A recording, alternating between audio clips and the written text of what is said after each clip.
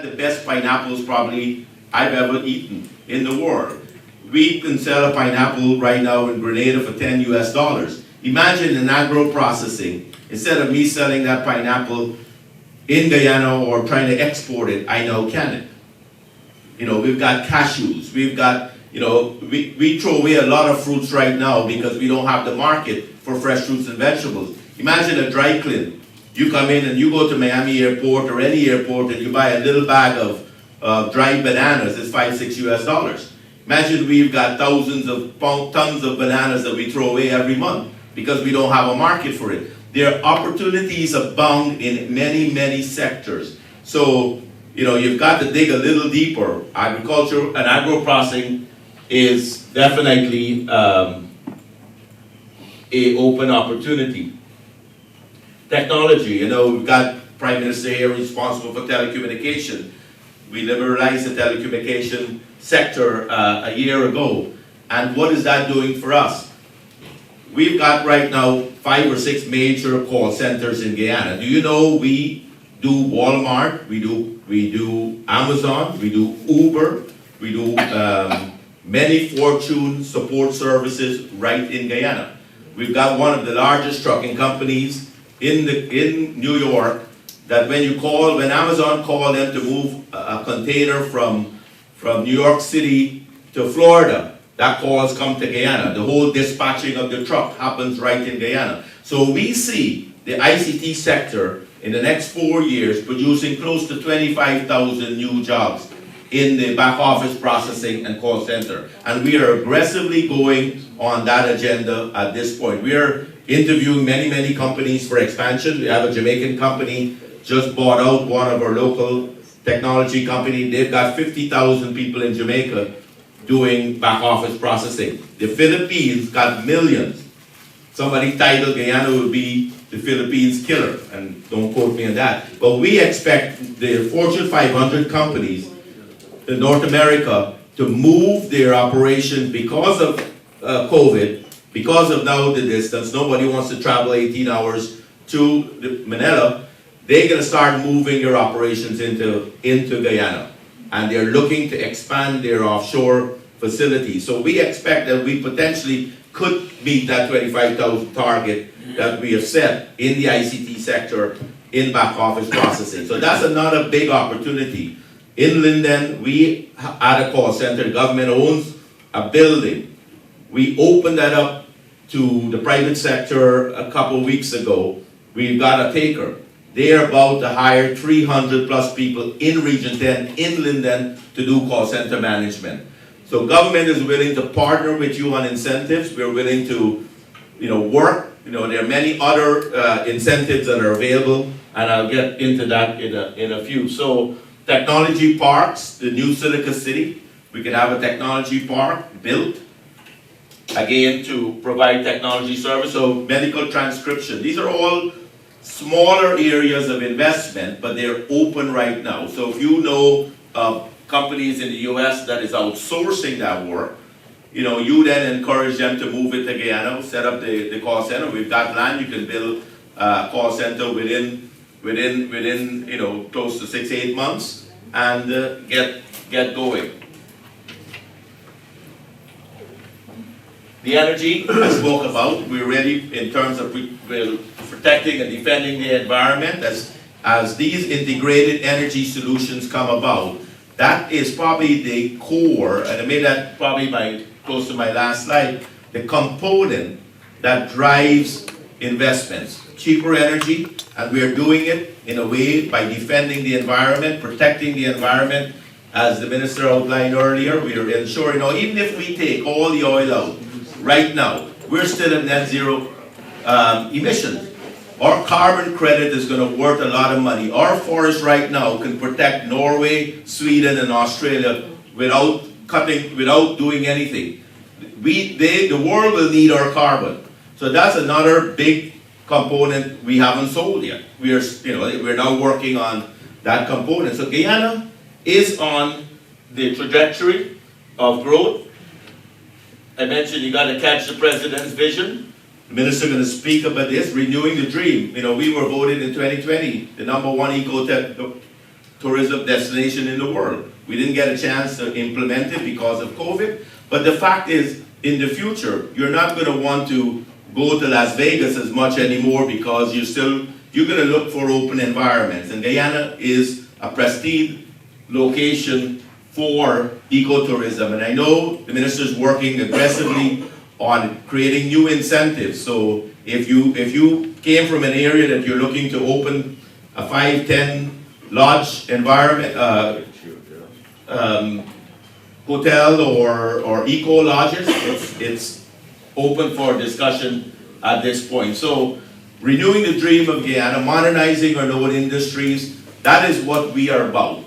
And if you listen to any of our presentation, we're not talking about oil and gas. We're not talking about, what we do with the oil industry. The goal is to make the known industries in Guyana better.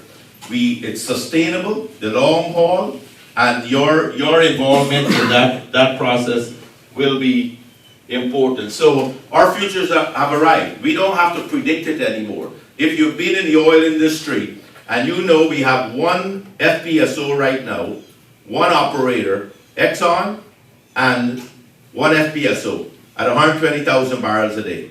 We're going to 340,000 barrels next year. By 2025, 3/4 billion barrels a day, a million barrels a day, and by 2027, 1 million barrels a day. We're going to be the largest per capita oil producing nation in the world. So you just have to now plot it out. You can look at Qatar, you can look at Kenya, Nigeria, and all those. You can figure out every year what Guyana will look like. We don't have to tell you. It will change radically. You would not even imagine when it all happens. As you tightly integrated approach of energy coming down, large infrastructure projects, a president that has a PhD in urban planning, so he's outlining that vision. We are going to, with our foundation that is built on democracy, transparency, accountability, stable financial system, the pillars that we talked about of industrialization, agriculture, technology, energy, tourism, healthcare, security, all coming together to show that we are not looking at components, but we're looking at the entire process in making Guyana that investment destination.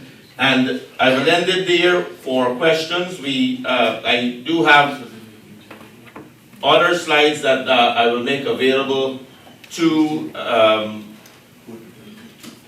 that shows you how to set up a business in Guyana, what are some of the specific incentives in every industry. I don't want to spend time going through that. We have a very detailed portal on the web, goinvest.gov.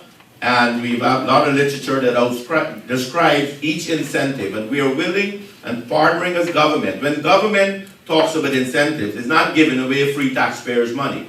We are an investor too. When we reduces your concessions or we reduces your taxes on capital equipment, we become that investor. So our goal is to see your business succeed, because ultimately we want to make our money back. Government is, we'll make our money back in corporate taxes and paying taxes and NIS over the years. So our goal is to make your business successful too. So it's not about looking for free concessions.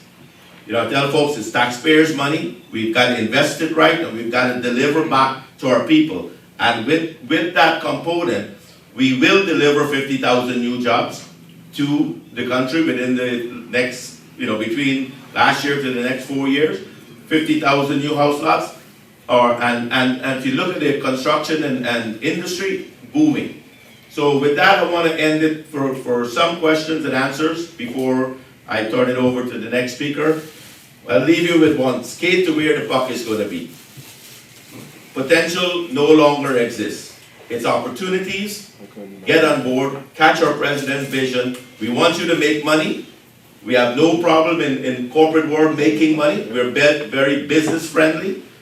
We are continuing to change legislation to ensure ease of doing business in Guyana is better. We're working on a single window system that allows your building permits and your tax tin and all the components you need in setting up your business come to fruition. So, and we're looking at every legislation right now that any hindrance in the way we do business, if we need to change paragraph 2A in some legislation, those are all being studied right now. So the goal is to make your entrance into Guyana as seamless as possible, and ultimately you benefit and Guyana benefits. Partner with our local firms. Local content is the most important component of any investment to us, but we will work with every foreign direct investors to come in and facilitate that, to make our country better and ultimately the profit for you in your business environment. So thank you very much. Okay, so the developments have been asked to present on developments in Guyana's tourism and hospitality sector, the opportunities and challenges.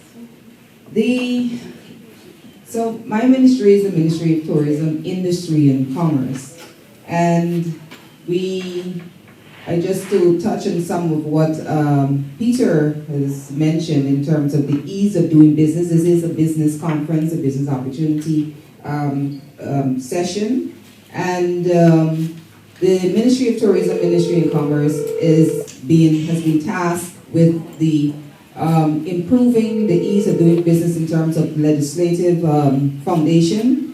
And so some of the new laws that are going to be needed for investment, which includes the e-commerce legislation, the data protection legislations, and all of that are being drafted and being promulgated and pushed through the Ministry of Tourism. So this is going to facilitate the digitalization, which we're the single windows system as well that is coming through our ministry, and that is pretty close to completion in terms of having the infrastructure implemented. Is the single windows for trade. So I just wanted to mention that because as the Minister Ashore said, that we are actively pursuing the enabling environment for all our investors. So back to tourism, as you've seen, ecotourism and Guyana specifically has been is poised as an attractive destination for tourism, and particularly tourism investment, as we speak in investment here. The Guyana's tourism sector before COVID was the highest income export earner apart from oil and gas and gold. And so we are, and the President is pretty excited about our tourism potential. We have sustainable tourism destination, as the Minister spoke about our low carbon development strategy. And we have diverse product offerings, which includes nature, adventure, and culture and heritage. And the culture and heritage is something that we're continuing to be really excited and continue to pursue, as well as birding and our conservation attractions. So there's there's prolific wildlife. There are over 900 species of bird in Guyana, the most in the region. And this is created, we have a lot of birding enthusiasts who just want to come and see what is just the birding and what is happening. And just that alone drives a lot of interest, especially from Europe. We have, because we have also increased infrastructure development that we spoke. There are billions of dollars that have been dedicated to the building up the infrastructure, which is the roads, the bridges, air travel, as well as water travel. So what this means, it makes our destinations more accessible, because a lot of people bemoan the fact that when you come to Ghana, it's really hard to get to some of these regions. And we've recognized that, and all of these interior roads have been earmarked for development, and we have actively pursued that. We have $25 billion have been dedicated to building out our roads and bridges in Guyana, and especially in the hinterland areas. We have won several international awards already. In terms of our ecotourism, we've been named the one of the top 10 sustainable destination. We are the #1 ecotourism destination. We won that award in 2018, 2019. The second best in adventure tourism, best sustainable tourism destination. I can go on and on. Several times we mentioned in the Condé Nast, which is one of our premier travel magazine, as one of the top 10 places to go. And we won the second best of the Americas in Sustainable Destination Awards in 2020. Also, we won because of the COVID pandemic and the idea of marketing your country for tourism, which is attracting visitors, has been kind of questionable. But with COVID, because of our ecotourism, we are catering for small groups. The birding, the trail, the mountains, visiting the falls are all small groups. So you can travel with your bubble, and our spaces, of course, are wide open spaces. They're not confined. And so we won the award for the Stay Safe Destination video, which is, it was an international competition in March of 2021. We've got hundreds of submissions, and our video got first place as the best Stay Safe Destination video.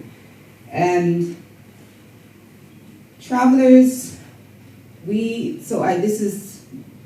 have been mentioned on NBC Today Show.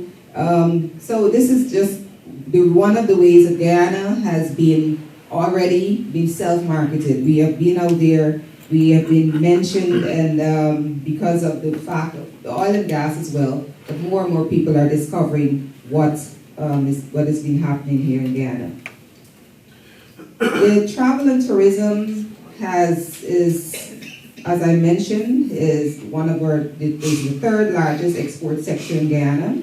After oil and gas, it is continues. Travel and tourism is estimated to bring in thousands of jobs in Guyana, and so that is why, as a government, we are aggressively pursuing the tourism sector in Guyana. We have experienced as well we are seeing a large influx of visitors to our hinterland destinations just out of the expat committee from the oil and gas. And the Chedichagan International Airport, the Ogle airports, the airports at Lethem, we've been doing expansion of those runways to be able to attract larger aircraft so we can have larger visitors come. So Guyana, because of our oil and gas, Guyanese are having more and more income. So what we have seen right here, very quickly, to deal with, we'll speak about the fact that in Guyana, why it's a good place for tourism investment at this point in time, is that not only are the expats coming, not only are the foreigners coming, but Guyanese themselves are getting richer. We have our per capita income has, as you've heard, of the GDP itself has been increasing, so there's been a steady increase. Every Guyanese in 2015, there was a $4,000 annual per capita income. That is projected, that growth is projected, a conservative projection by 2025 to be $23,000 per annum per capita. That means Guyanese are getting richer. They're going to want to spend their money. We are convinced that Guyana, as the rest of the world is, that Guyana is a place to explore, to travel. There are so many attractions that Guyanese themselves are going to want to spend their money exploring destinations in Guyana. So we invite you to come to develop our eco lodges, develop our tourist attractions. At the ministry, we are also we're making up tours. Every single region we have build out circuits, we build out tours. We are continuing to look for more and more opportunities in regions 2 and 3. There are many lakes. There's opportunity. There are roadways or waterways, the waterways, the waterfalls. Tours will be built around these waterfalls as well. And the challenges that I've been tasked with highlighting is one of it is the airlift capacity. And this challenge, we have aggressively been pursuing airlines, and we have been to increase the routes in the region so that we are able to, like for instance, we were just in Barbados, we have spoken with the Barbados Authority. We are twinning our Barbados and Guyana products. So the twinning of the product will be that you come to Guyana for your adventure and your ecotourism, and then you go to Barbados and you rest on the blue, the white beaches and the blue sea. And so twinning that product, because there is the desire for people who want to come, to experience, have both experiences. And the Fly Always has agreed from November to fly Guyana, Barbados routes every Tuesdays and Thursdays. And we're having the same sort of discussions with Suriname.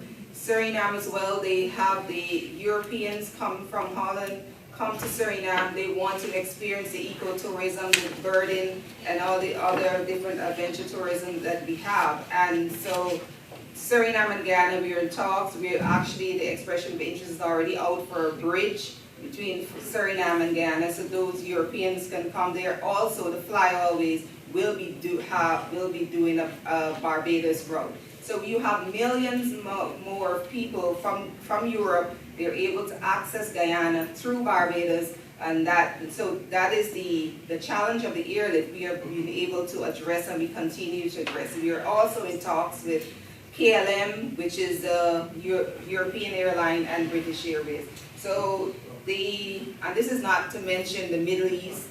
The Middle East have continued to the Emirates airline. We are in talks with them as well, because there's significant interest from the Kuwaitis and Dubai and many countries in the Middle East to come to Guyana, and we've been having talks with them as well to see how we can have a halal experience, a halal tourism product. So that is in the works, and it's happening. So there are many visitors. There is also Roraima on the Brazil side. We've already signed an MOU with them. That's 4 million people already that's in the north, so they're able to access Guyana through the Rupununi. We have our tour guides are working in collaboration to build out the tour, the Rupununi and the Roraima in Brazil tour.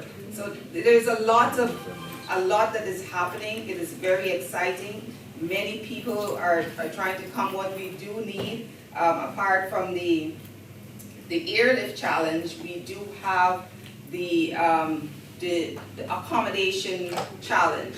As you know, that is something we have been actively pursuing, because within a month of being in government, expression of interest was put out for branded hotels, and we've already have 5 of those soft turnings. Peter mentioned those, and of the branded hotels. When I get back, we're going to be sending out expressions of interest for the branded eco lodges, which is to give the people more than a rustic experience, which you get right now in Guyana, but you get a luxury eco destination experience. So we invite you to come and partner in terms of developing out our lodges and our accommodation, especially in the hinterland area. Government is doing their part. We are building out our roads. We're whatever, and we have a very attractive incentive and investment regime for you for tourism. If you're interested in the hotels and the accommodation and the lodges, there are attractive investment incentives for you.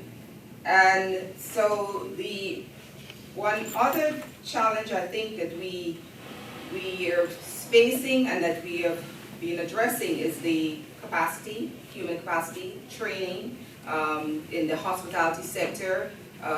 We are expecting, as we projected, we wanted to get 2,000 rooms. That we need people to service those rooms. You know how the hotel industry, the hospitality industry, it's from the cooks and the maids all the way up to management, and so we have that need, and we have promised and we projected to do the Hospitality Institute, which will see many of our young people trained in the hospitality sector. But right now there is the immediate need, because these hotels that are coming, which are going to be about 500 rooms in another 18 or so months, we're going to need staff to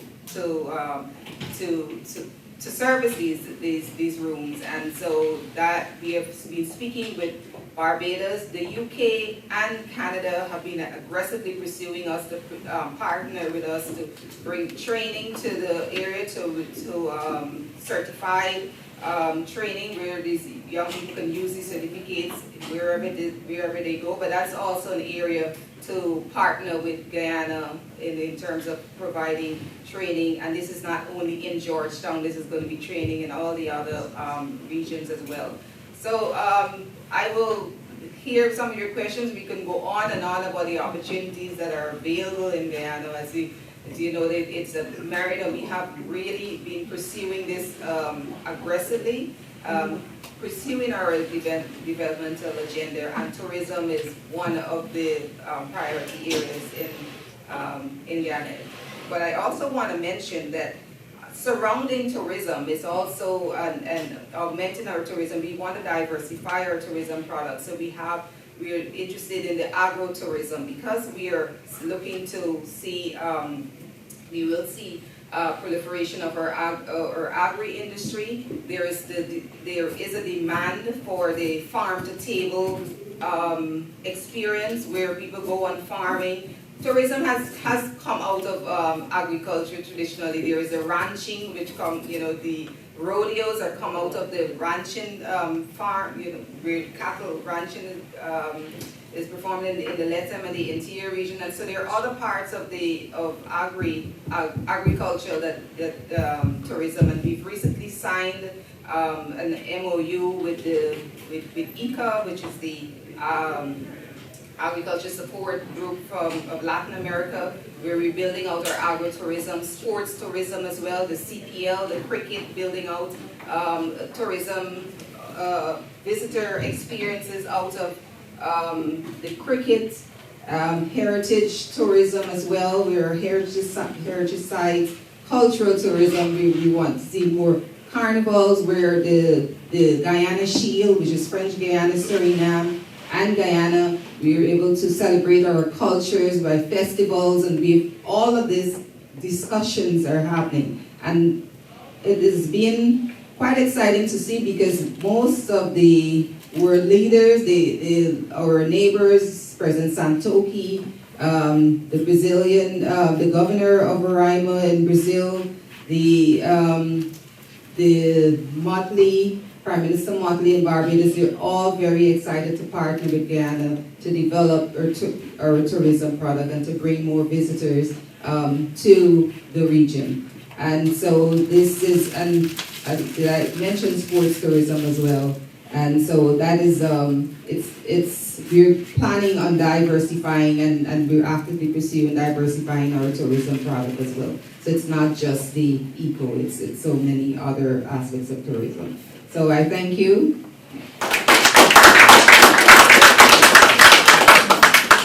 Thank you, Mr. Besky-Court, President of the Guyanese American Chamber of Commerce. Ladies and gentlemen, all protocols observed, and I am the only person standing between you and lunch. So I know I have to come very good. It is with profound pleasure that I stand before you today on behalf of the government of Guyana to highlight the developments taking place in Guyana and to share our government's business development program. And this is our conference on doing business in Guyana. You've heard from my colleague, ministers, Minister Gail Teixeira, Minister Wally Waldron, and our Chief Exec Officer of the Office for International and Local Investment, who is also the Chief Investment Officer for Guyana, Dr. Peter Ramsaru, and I know we have presentations coming this afternoon. As Prime Minister, I am responsible for the energy sector, the telecommunication sector, public communications, disaster relief management, and I'm the coordinator of the COVID-19 task force in Guyana. I'm a member of the Guyana Defense Board. I'm leader of government business in the House of Assembly. Of course, a member of Parliament. And any other duty befitting the office of the Prime Minister, including acting as president when the president leaves the jurisdiction. Ladies and gentlemen, investment is at the heart of any growing economy. With the emergence of the oil and gas sector, and as Guyana advances along its new path of prosperity, it is evident that there will be an explosion of opportunities within my country. These opportunities will require more investment, technical skills, and more capacity on a larger scale. And that came out from the previous presentations, and you will hear more of it in the other presentations. Now, as a military man who spent just 36 years in the defense of Guyana and avoiding politics, and after I retired, I basically was at home doing some home farming or gardening, and relaxing for 4 years. So I basically became a politician on the 5th of January, 2020. When I was asked by the Central Committee, the leader of the Central Committee of the PPPC, to join as the running mate, as we call it in America, the running mate, for the presidential candidate, Dr. Mohamed Irfan Ali. So, I'm new to politics, and that has its advantages. Oh, yeah. Because sometimes I see things differently from my fellow politicians. But with over 36 years in the military, I tend to look at things with a military eye sometimes. And you know what is interesting? Many times they converge. There's not much difference between what I would have been doing for 36 years in Guyana, and for the last 3 years, strategic operator as a chief of staff of the Defense Force, and my ministerial colleagues are doing in the political arena. And I tend to relate many of the things that are happening to my military training. And one that I would like to use here, somewhere along the line, I pick up the 4 Ds in my military training. And those 4 Ds were democracy, development, defense, and diplomacy. Very important for any country.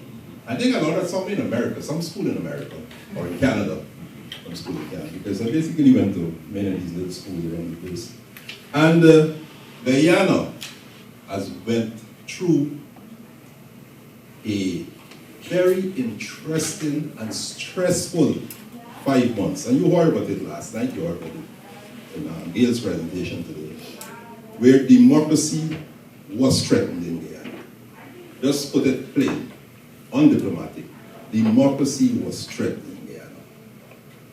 In my view, democracy was restored in Guyana at the elections in 1992.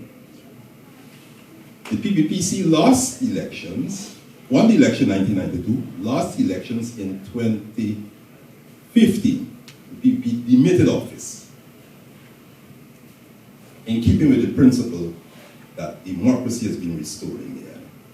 The PPP won the elections in March 2020 and was prevented from assuming office for 5 months. Democracy was threatened in Guyana, and I'm thankful to you in the diaspora. I'm thankful all the organizations as part of the Inter-American system, the OAS, CARICOM, the government of the United States of America, the government of Canada, the European Union, the UN, and all the countries, organizations, and international actors that more or less zoomed in on Guyana and said, this must be done in keeping with international norms. You had an election, the winner of the elections must take office. And basically, we had a court wrongs in Guyana, you know it all, but what happened in the end? Democracy prevailed. And Gail mentioned it earlier. And I wanted to, spend a little time and elaborate a bit on it. Democracy has prevailed in Guyana. Now, with democracy being properly installed in Guyana, we're not an installed government, we're a democratically elected government. So when they say they installed government, what they mean is democracy was installed in Guyana, or democracy prevailed in Guyana, and the government, the party that won the election, formed the government. So with democracy taken care of, the next one that we have to look at, and not necessarily with that alone, but that is the overriding one that we have to look at, development. Also, we look at defense and diplomacy. What we are doing today, we're talking about development. We're talking about development of Guyana. We're talking about transformation of Guyana. And if you're to have that, investment is the heart of any growing economy. I think I mentioned that before. If we want to transform Guyana, we have to have investment in Guyana. And anybody can invest in Guyana. And Guyana is right for the investment from anyone.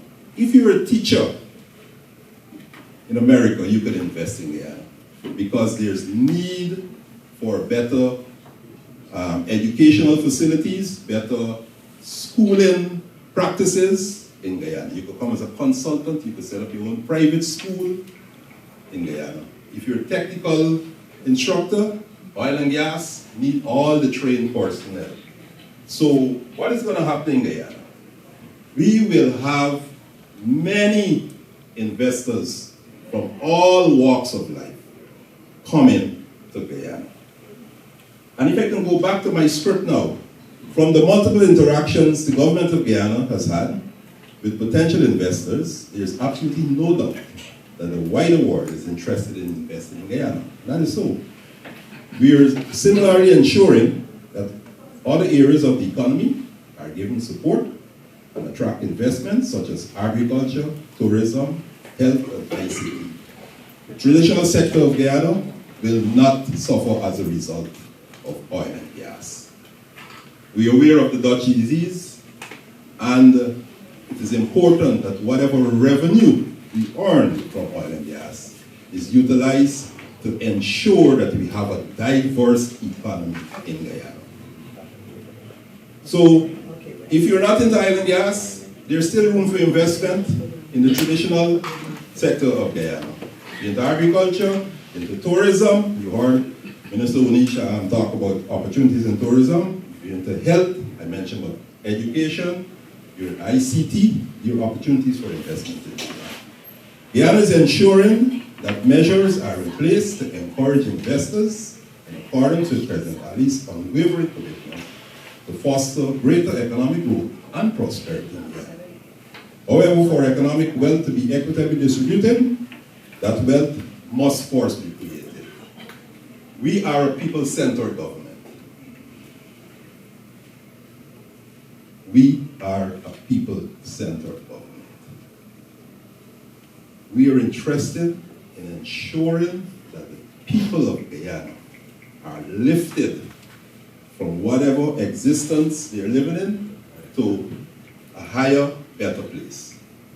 So whatever investment we have coming to Guyana, whatever revenues we earn, we'll ensure that all the people of Guyana benefit from those investments. Better education, better housing, better health.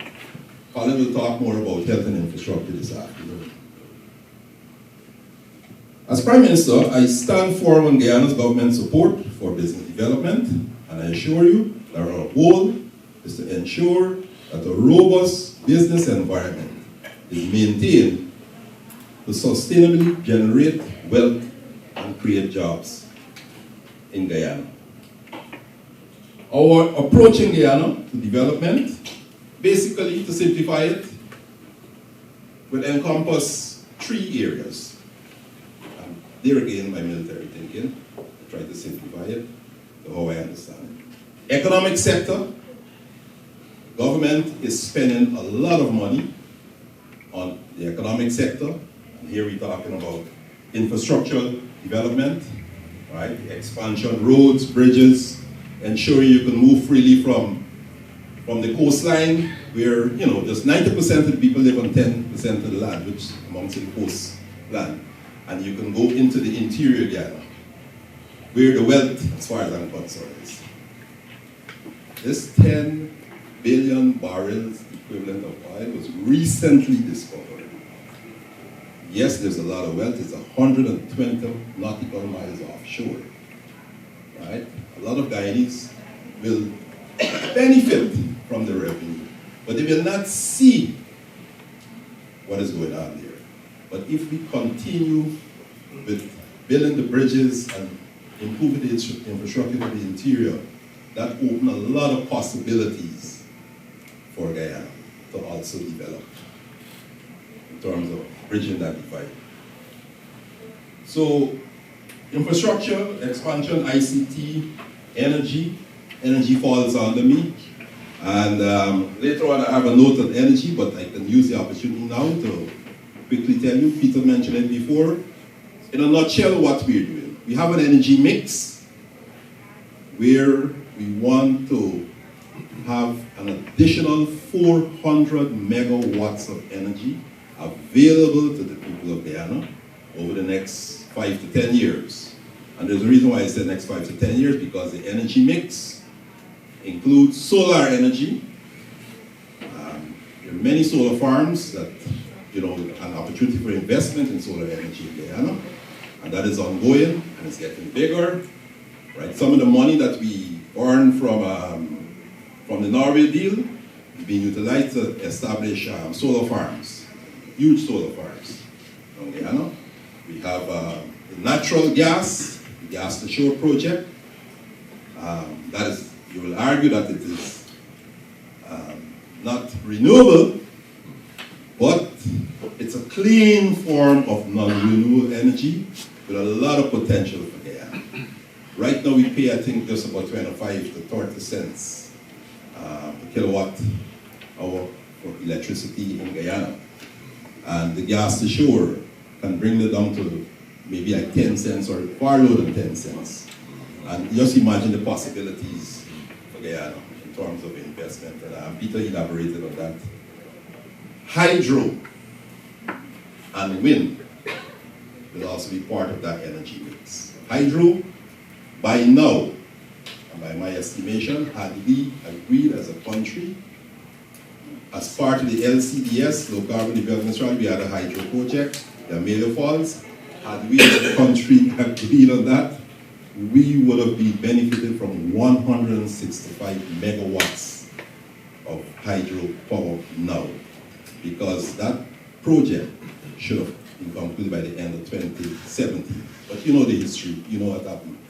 It was scuttled, but as a government with a vision for Guyana and a caring government for the people of Guyana, we have the Amelia Falls back on the front burner.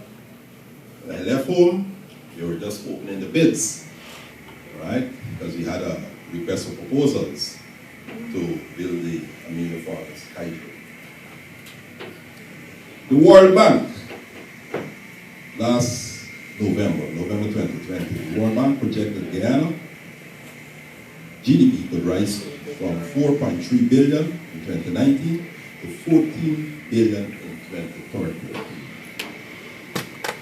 Guyana's per capita can exceed $16,900 And Minister Onish mentioned 23,000 from our source of information, but the World Bank is said it will exceed 16,900 by 2030, enabling our country to attain a high income status.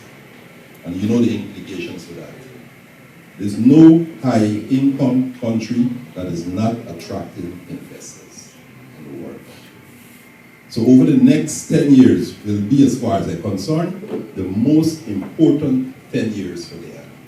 And this is where you come in as investors, as the Guyanese in the diaspora, as friends of Guyana. We want you to understand what is taking place in Guyana, take the time to study what is Guyana, and make that decision to invest in Guyana. You want to see familiar faces invested in Guyana too, right? The big investors are coming in oil and gas, and they talk about upstream and downstream industries, but we want to see familiar faces also investing in Guyana.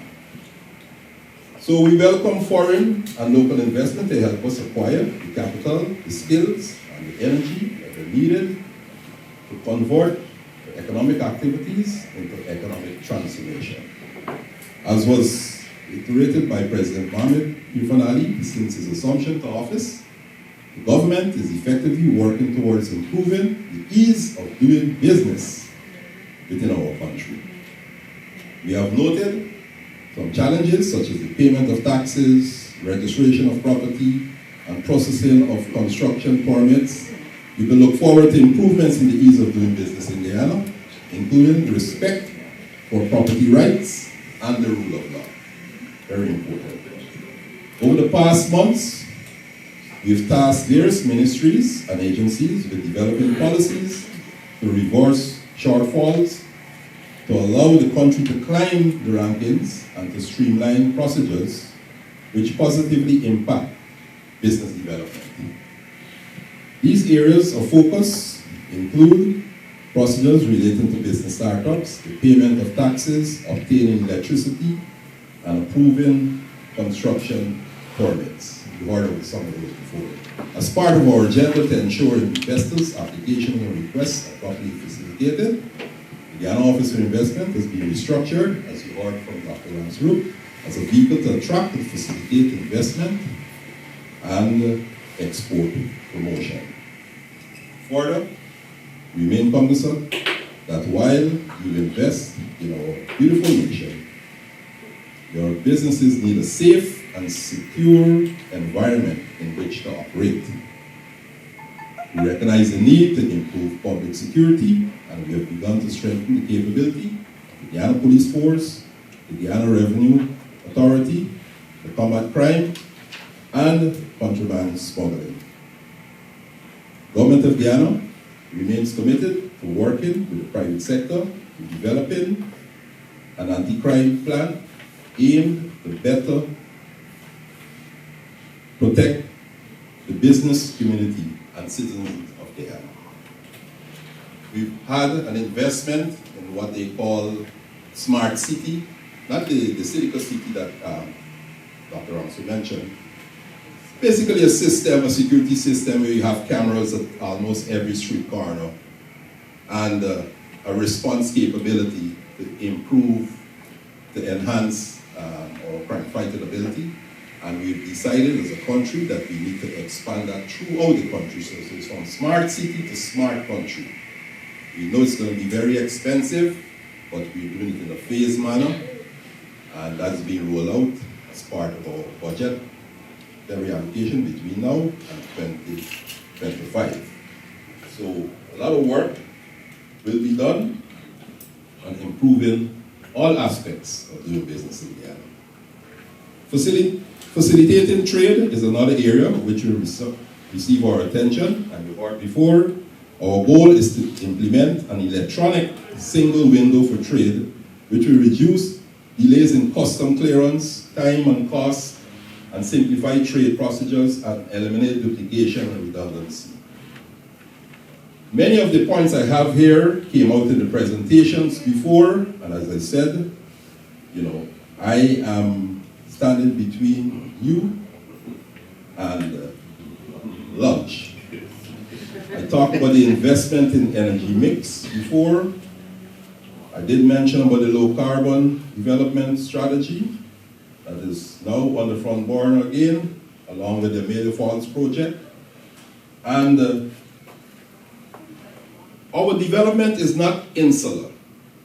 We also working with neighboring countries as we seek the development, and you heard about concepts like the Northern Arc or Arco Norte, right? The connectivity among the countries of mainly among the countries of the Guyana Shield.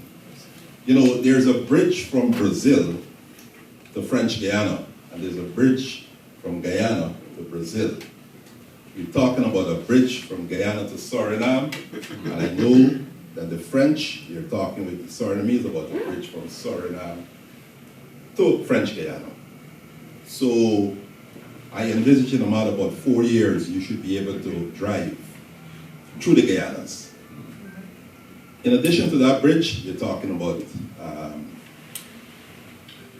electrical transmission, you know, ensuring there's adequate electricity throughout the Guyanas. And in countries like Guyana that will have excess, will be able to sell it to the bigger countries that will need it. Like, you know, Brazil is always hungry for electrical power. You know, so if we have excess from our development, we can sell it to Brazil. Very important point I want to finish on is as it relates to Venezuela's threat to Guyana sovereignty. And I want to make it clear to all of you here, Guyana's position. The government of Guyana formally rejects the agreement signed by the heads of delegation of the Bolivarian Republic of Venezuela and the Unity Platform of Venezuela in Mexico on September the 6th, 2021. That agreement is, as far as we concern, is an overt threat to the security and territorial integrity of Guyana. Guyana cannot be used as an altar of sacrifice for the settlement of Venezuela's internal political differences. While the government of Guyana welcomes domestic accord within Venezuela, an agreement defying international law and process is not a basis for mediated harmony. That is Guyana's position. As far as Guyana is concerned, the border between Guyana and Venezuela is a settled border. The controversy raised by Venezuela, and therefore the controversy between Guyana and Venezuela, is properly before the International Court of Justice and will remain there for peaceful resolution. There's a book that we will circulate that can give you a lot of information, because as I mentioned before, democracy, development, defense, and diplomacy, very important we have this point over. And I wish to read from the book, the UN Secretary General statement on the 30th of January 2018. His Excellency Antonio Guterres stated, and I quote, "I have fulfilled the responsibility that has fallen to me within the framework set by my predecessor, and significant progress not having been made toward arriving at a full agreement for the solution of the controversy, I have chosen the International Court of Justice as the means that is now to be used for its settlement."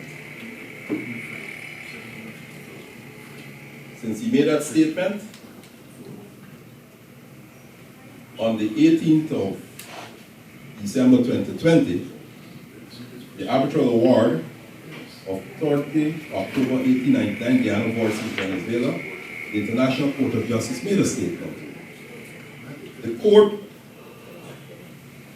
my court, finds that it has jurisdiction to entertain the application filed by the Cooperative Republic of Guyana on the 29th of March 2018, insofar as it concerns the validity of the arbitral award of the 3rd of October 1899 and the related question of the definitive settlement of the land boundary dispute between the Cooperative Republic of Guyana and the Bolivarian Republic of Venezuela, 48. And on the 30th of January 2021, His Excellency Dr. Mohamed Irfan Ali, President of Guyana, made a statement, and I shall quote his statement now. We may be a small country, but we are a proud people. We have no military might, but we have moral and legal right. We pick fights with no one, but we will resist threats from anyone. In doing so, we will seek the protection of international law and the support of the international community. That is a statement from our President. So, ladies and gentlemen, in terms of the 4Ds, democracy, development, diplomacy, and defense, we have all those 4Ds in order, and we're ready for investment in the area. Thank you very much.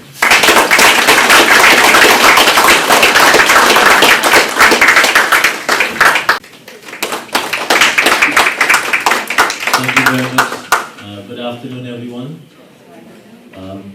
It's very good timing to make your presentation, because I was worried when PM had to present. It's not easy listening to the real message that he wants to give when you're studying food at the same time. But I feel privileged to be given the opportunity to join the Honorable Prime Minister, and I always look forward to even discussing with Committee who, from a young person that I know, I don't want to make her sound old, but I've learned a lot. As a young person coming up in politics, that I always, if I need guidance, I seek her help.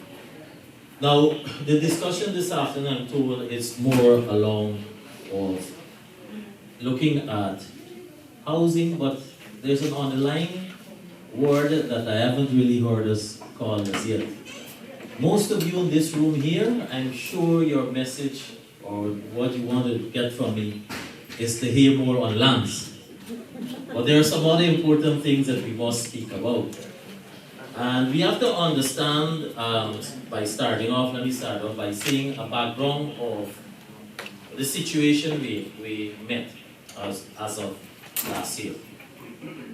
So we have, in terms of housing, we have a robust housing program, and what we met was that in the system, because what Guyana has is an application process, and we'll go into it in a few minutes. We have an application process, and there are two types of application. You have for residential, and then you have for business oriented. So business oriented now will be divided further between commercial, industrial. So it depends where your interests lie. And so what we met using the application process and examining the system is a backlog of over 50,000 pending applicants. Over 70,000 pending applicants. So what you see in our commitment to the people of Guyana, in our manifesto, is a commitment of over the next 5 years of delivering on 50,000 households.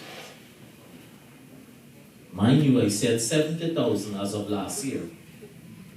And as I speak, because of the success story of the housing sector, you now have renewed interest.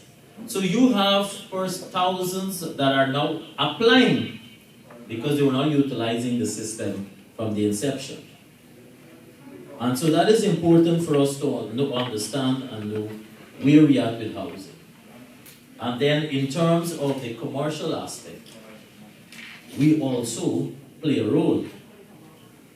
But one of the previous speakers mentioned that we also must not look upon government to be providing every available space or providing everything for your investment. What you would like for us to have and provide to you is that enabling environment, and equally important, equal opportunity and a fair and transparent process. And that is what you look forward to, you should look forward to from a government perspective. So at the ministry, we have a responsibility for formulating, implementing, monitoring, and developing policies, not only from housing, but also in sanitation purposes, right across our country. So when we allocate our house lot, so I'll divide our discussion in terms of land between residential to the industrial purpose. So in residential, when we allocate a lot, there are other responsibilities that come from the government part. And that is, we also invest in the infrastructure for those schemes and for the area for which we have allocated. So the lands that are being developed for allocation purpose, and there's a lot, and this is relevant to persons who may be looking in terms of remigrants, is that these are all virgin lands. Many of them, they are basically former sugarfield land, former cane land, lands where that they're idle. So the cost for the infrastructure, because you're developing from zero, and we provide the roads, drainage, electricity, and the water. So our estimated cost for one residential lot is about 2.5 million Guyana dollars. So that works out about 12,000 US dollars per lot. And that is the total infrastructure cost. And as I said, because we're developing it from virgin land. So you have to understand and recognize that when I said there's a robust government housing program, is because our allocations that are being done has to be matched by finding the budgetary resources for the infrastructure. So it's very easy as a government, we can find a number of backlands and we can allocate all of them immediately. But what purpose will it serve? Because we now have to find the money, as I said, to develop the area. And that's where our challenge lies. And that is why you recognize now, when we've committed 50,000 over this 5-year period, our first term. I know they said our first term, right? So when our first, the 50,000 of this 5 years, which works out an average 10,000 per year, you will understand that that is a massive commitment by this government. And so the budgetary resources that are being made available continuously. Now, right now, we have investments in Guyana or new areas for which we have allocated about 14 billion Guyana dollars. And I can tell you, by next year, for next year budget, you will find you'll have an increase. You don't see that full amount being reflected on the budget because we also have another source of income, and that is from our housing fund, which we source the revenue. And we'll talk, when we come to the commercial discussion, you'll understand where we get some of our revenue. But at the end of the day, overall, you will realize that we have a commitment and we will deliver. But I also want to speak on how we deliver on these allocations. And it's important because you read a number of comments on Facebook or online, you read statements or you will hear comments. There is absolutely no discrimination in the allocation. And at this point, as I speak, in 1 year in office, we have already allocated 7,500, and come next Friday, we'll be doing another 1,000. So that takes us to 8,500 within 1 year, 1 month. But when you examine the allocation process, first of all, let's go back to the application. Applications can be done manually, or for those overseas, you can do that online. And for those who are migrants, there's a status there for those who are living overseas and would like to come back again. On the portal, you go to the Ministry of Housing and Water website and you have application, or you could go to the agency that is responsible for the implementation, and that is the Central Housing and Planning Authority. And just now you'll understand what other role the CHPA plays. But in that, you apply, you have to go through an interview process, because the interview process is where in your application we are verifying the information that you provide. So what are some of the tenants? Of course, the usual in terms of identification. We will also have a tenant of income. The income is important because it allows us to categorize the applicants. So for example, we have about 4 different categories: low income, moderate, middle, high. This is part of it. This is important too, because it allows us, when we're doing zoning and costing for our lots. And what I didn't tell you just now, I gave you the cost to develop a lot, and what I didn't tell you, how much we charge those persons. The fee that is paid, that is asked of those allottees, it's minimal. The low income goes as little as $500, 500 US. And so once the application is finished, it goes into our system, and then when we are allocating, we go back into our LMS system and we allocate based on the area. So for example, next week, what we will be doing is an allocation for some high income and moderate and middle. That is where we go back into the category and we pull from it. For those of you who have been asking quietly, so I'm going to try to answer some of your questions that you asked. You have been asking about the remigrants. Some have applied and they are waiting in the system. There was no succession planning for a remigrant scheme. The remigrant scheme that you know about or heard about was developed since when our present president was the Minister of Housing and Water. So what we found when we took over in terms of assessing is that they had saturated the area or allocated fully for an area that was identified for a migrant. The good news I can let you know is that we are in our current planning looking to identify another area that we can categorize for remigrants. And this is important for me to mention to you because I know sometimes there are persons who write and sometimes they email and they say that I have an application and I have not been hearing.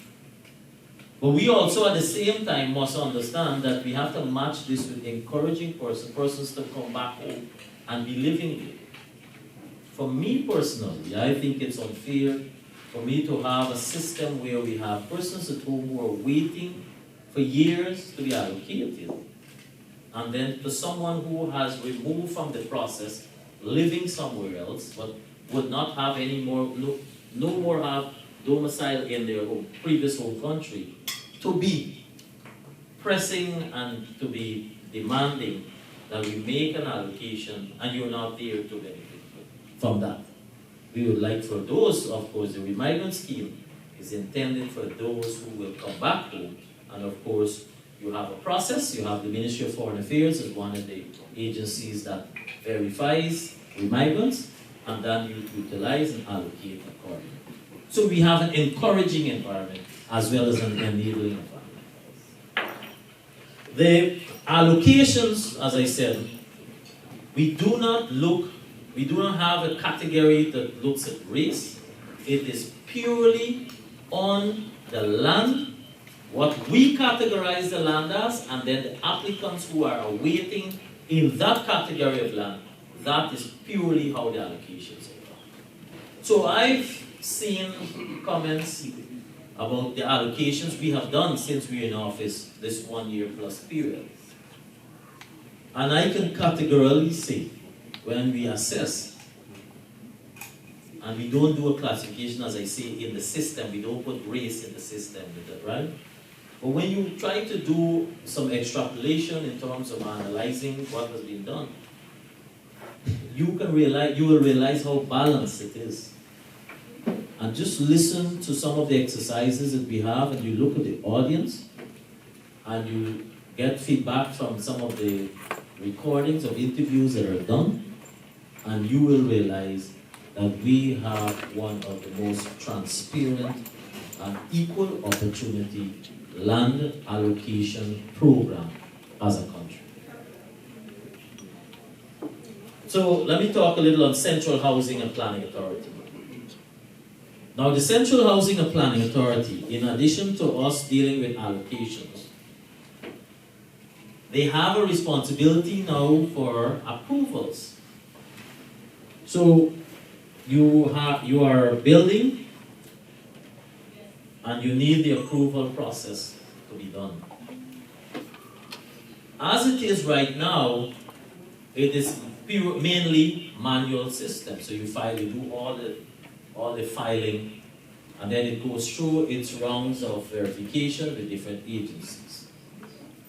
What I can let you know is that as of this last 1 week ago, we have commenced work on the development of an electronic single window approval system for construction permits in Guyana.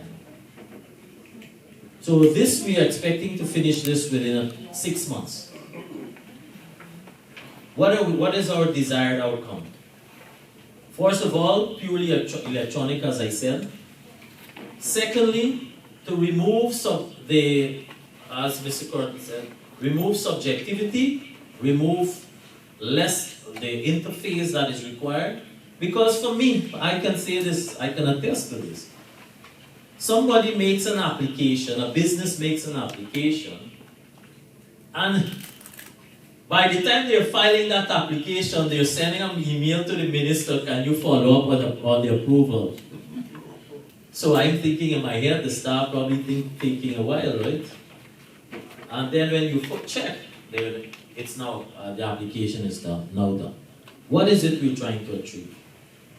This single window, the nature of our approvals has other agencies involved. So for example, when you make an application through the Central Housing and Planning Authority, when our staff finish having the pre-check, it also has to have the input of other agencies. So for example, the local authorities, and the local authorities that borders on political lines. So you have other challenges that comes there. Then you also have, for example, the Environmental Protection Agency, Guyana Fire Service, if it's bordering a mining area per se, GGMC, depending on what. So what we're hoping to achieve is that we will have legislative changes. So for example, as I said, the local authorities, they're political. If per se, the no objection is sought from the local authority, because this forms part of our approval. Their opinion forms part of our final report to be sent to the board. And mind you, it's not the minister approving, right? We have a board that is in charge of Central Housing and Planning Authority. And the board, I can let you know, the board is made up of one representative of all of the municipalities in Guyana. So the board, it cut across in terms of, you have 7 that is appointed through the state, through the president office, and then you have the other representatives that come through statutory. So the local authorities have a say when matters come up for approval. And this is very important when we want to speak about transparency. But to make it much more transparent, what we're hoping the desired outcome from the single window is to legislate timeline for responses. So this now will allow you, when you make your applications, that, let's say hypothetically, within 1 month, there must be a response under your approval request. So we will legislate that when those authorities, when the local authorities do not respond, then the assumption will be that there is no objection. And what we also desired from this electronic system is that you will have a unique ID when you file your application.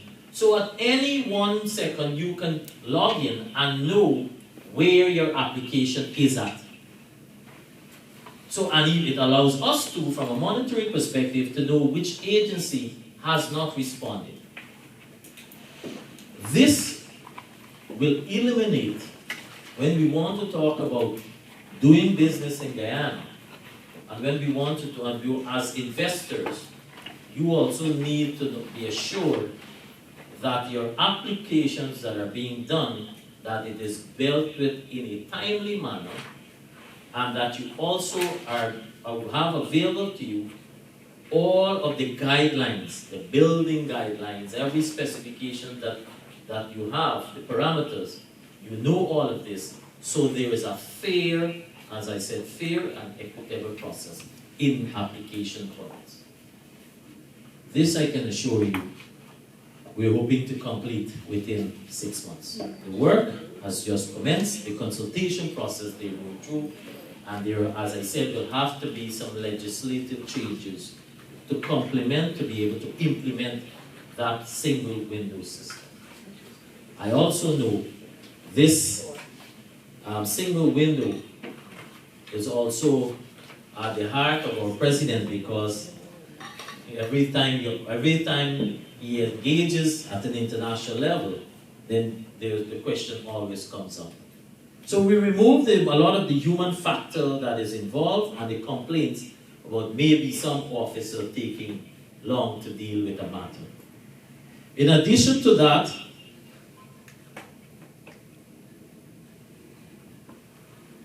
I also want to let you know the other legislative change that we are working on, and which might be interest to some of you, is in relation to condominium.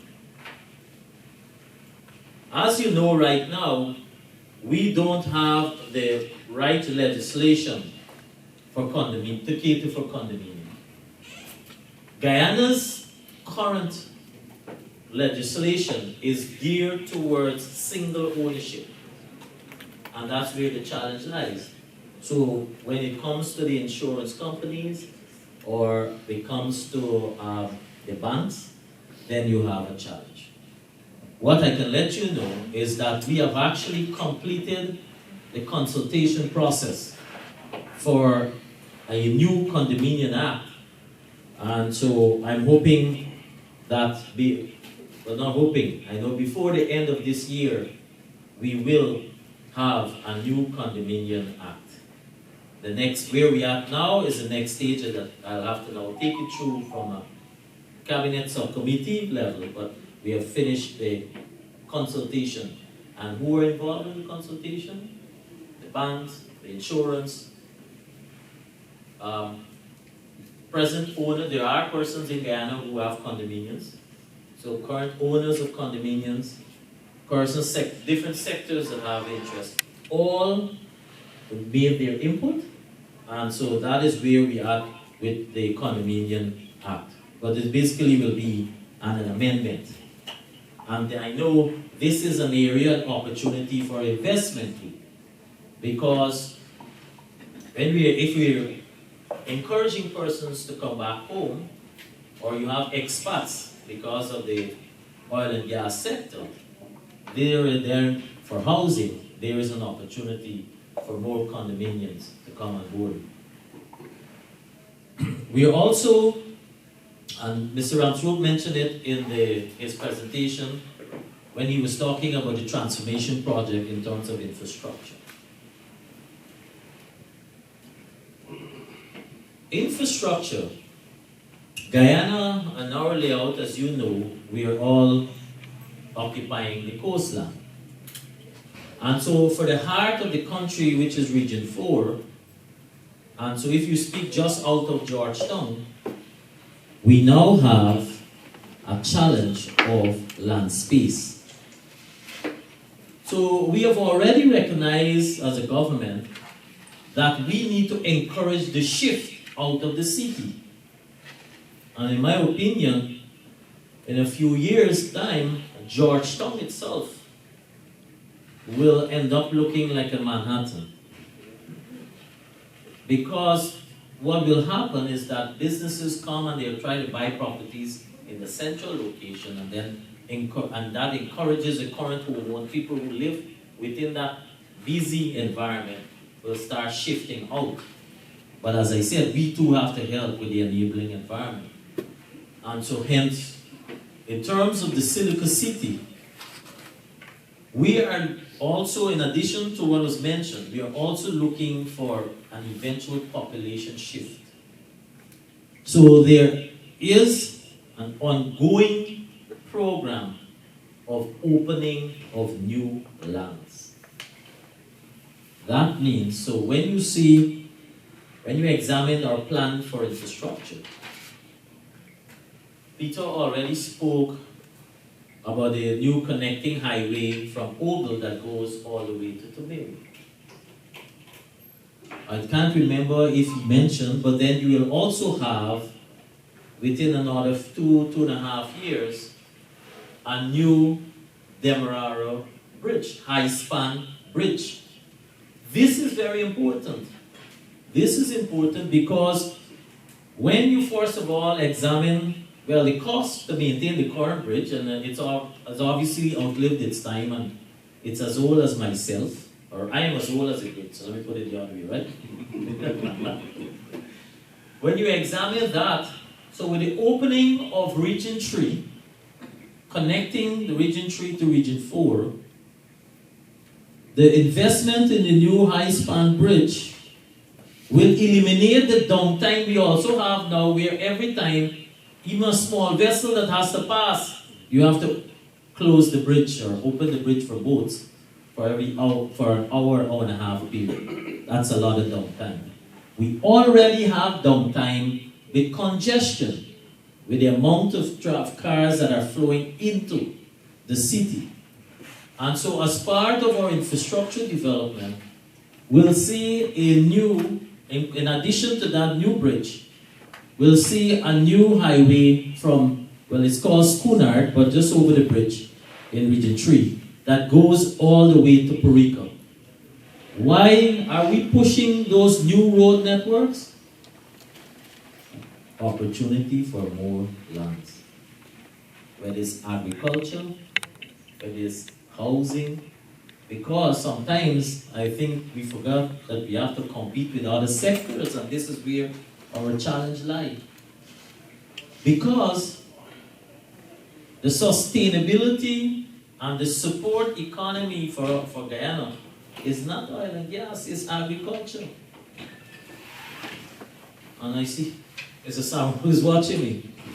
But that is where you will see most of our language are geared towards speaking of agriculture.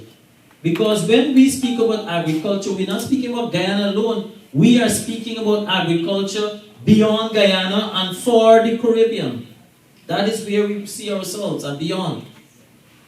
So it costs a lot of money, but there's already commitment by this government for new road networks from Porica that comes all the way to the current location of the bridge, a new bridge.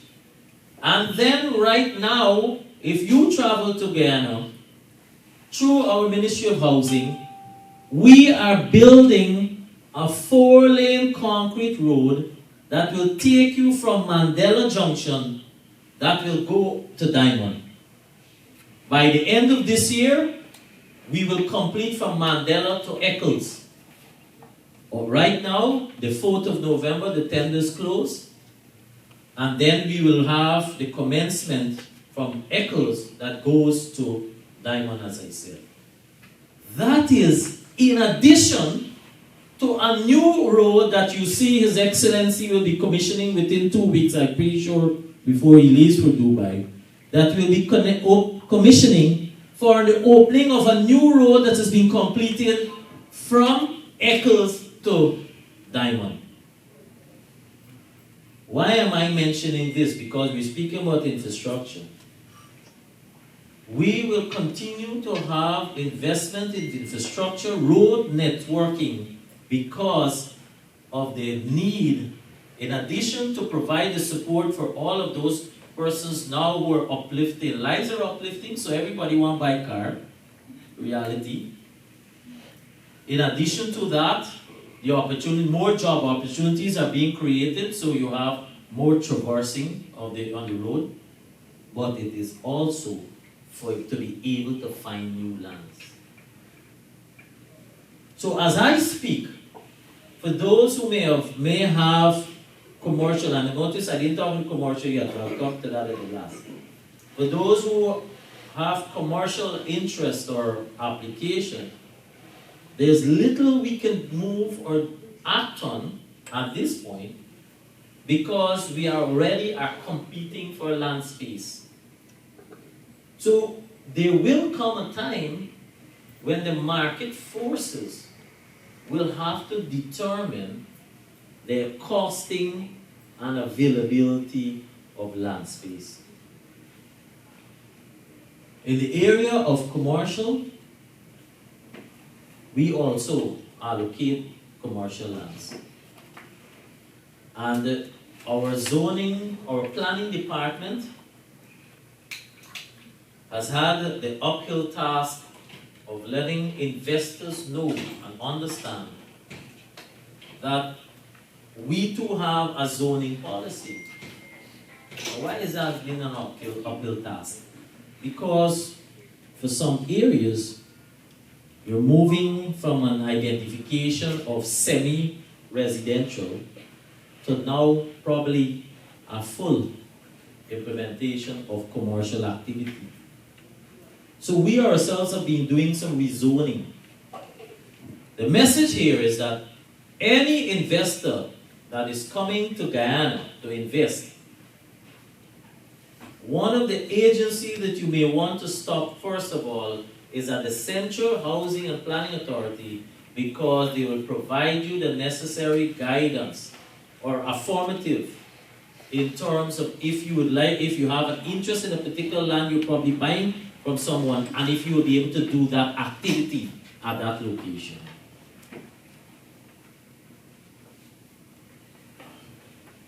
I think and I hope that that culture, if there was a little culture of how persons think that, oh, it's Guyana, and we can get anything done. It's no longer, I can assure you that. And so hence you would have seen, it wasn't intended to go down how it went, but you would have seen a publicized activity with an investor, well, it's a grouping of investors who were putting down a cement plant, botching plant. And they were putting it at the location. First of all, they didn't even have the approval yet.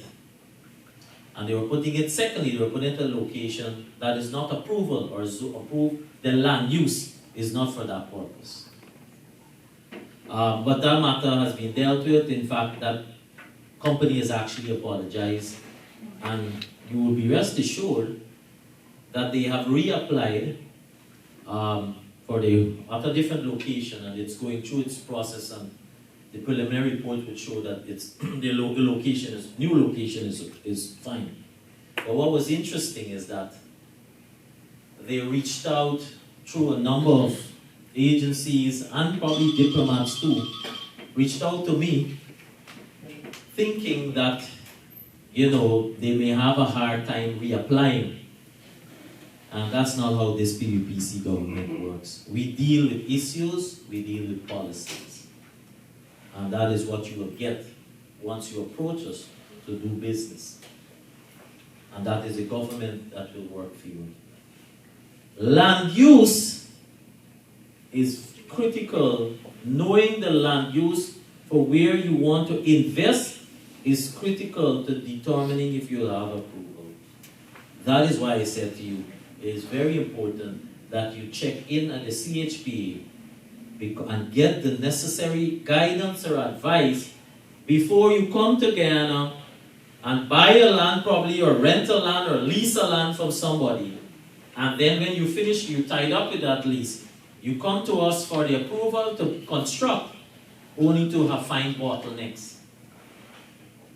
And I've been trying to get this message out. Please come get our necessary prerequisite information before embarking further on your investments.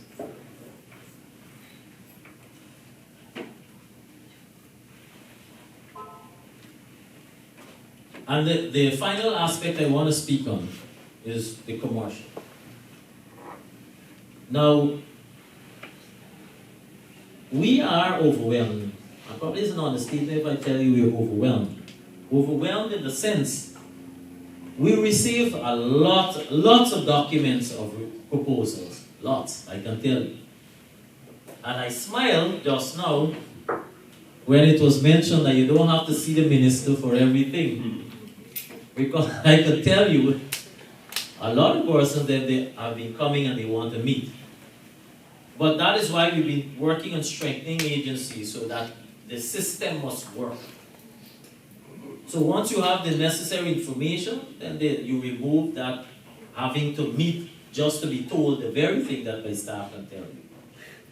But there's a review process in terms of application for lands for commercial purposes or industrial purposes. And so we have a lot of requests have been coming through, and persons have been asking for 10 acres, 12 acres, 15 acres. But we also have to recognize the role that is being played by the government already. So it is, for us, we have an internal policy of most of the allocations we're doing is probably up to an average 2 acres. Because we also have to have space for others, for everyone to have a fair share. As I said, there's nothing precluding utilizing the normal market environment of engaging other private sectors for seeking new lands. But in the case if you're seeking government support through our commercial land allocation process, and recall that land price too, that acreage that you pay for that land, is also subsidized because we're putting in the infrastructure too. So it's not only the residential, we also put that into the commercial areas for which we allocate. So that is a competitive environment, but we review based on examining, based on the priority needs and the relevancy, but we also have not been approving for large volume of lands. And this is very important for you to know. Because as I said, land availability will at some point in time become a further issue. And so maybe those who are coming to invest now is coming at the right time or the opportune time. I think I try to cover directly some of the questions you have been asking that is relevant to if you are going to be investing. But you must also, finally, you must realize that in all of this, we are also looking for local content. So in our housing program, in the construction, etc., it is heavily skewed towards ensuring local content and ensuring local employment. So we have, in addition to allocation, a robust construction of houses too. So how that works? For those beneficiaries, they have the opportunity to choose the houses that we are constructing or the land. The houses, there's absolutely no, as I saw in one of the daily newspapers on the headline that is misleading. The cost for those houses is not profit making for the government. So the houses, they have the designs are one design. Well, different type of models, but it is one design that is given for that type of model for different contractors. And they all build, and the houses are all sold at the same cost. And so that is how we do it across the board.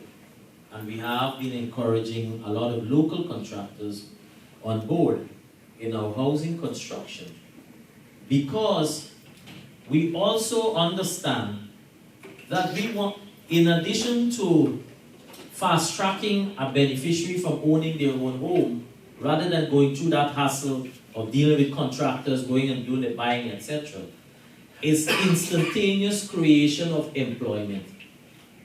So right now, we have close to 1,000 houses in various parts that are projects that are ongoing. You multiply on average at any one time of a housing construction, there are about on average 5 at any one time. They will have different stages. We'll deal with the laborers and you deal with plumbers and so forth, electricians. But at any one time you have 5. So if you multiply the effect, you have right now 5,000 minimum that are employment that is being created through our housing building, our program of building houses. And then in a month time, you will hear about another 10,000 who will be available, have their land available to them for them to build. And this is being done privately, for which they will need laborers and different skills for construction. Because the 14 billion I mentioned to you earlier being invested, this was new areas. So those areas, the infrastructure work will be complete. And so we have over 10,000 persons who will be able to occupy or access their own land for the first time. Well, they have already paid their payment. Who will be the beneficiaries? So in addition to that, think about 10,000 families who will be now taking up occupancy and by the end of this year in their own space, their own land area. That is when I say we have a robust housing program, it's not that I'm just trying to use words, but you'll understand the picture, the magnitude for where we're coming from.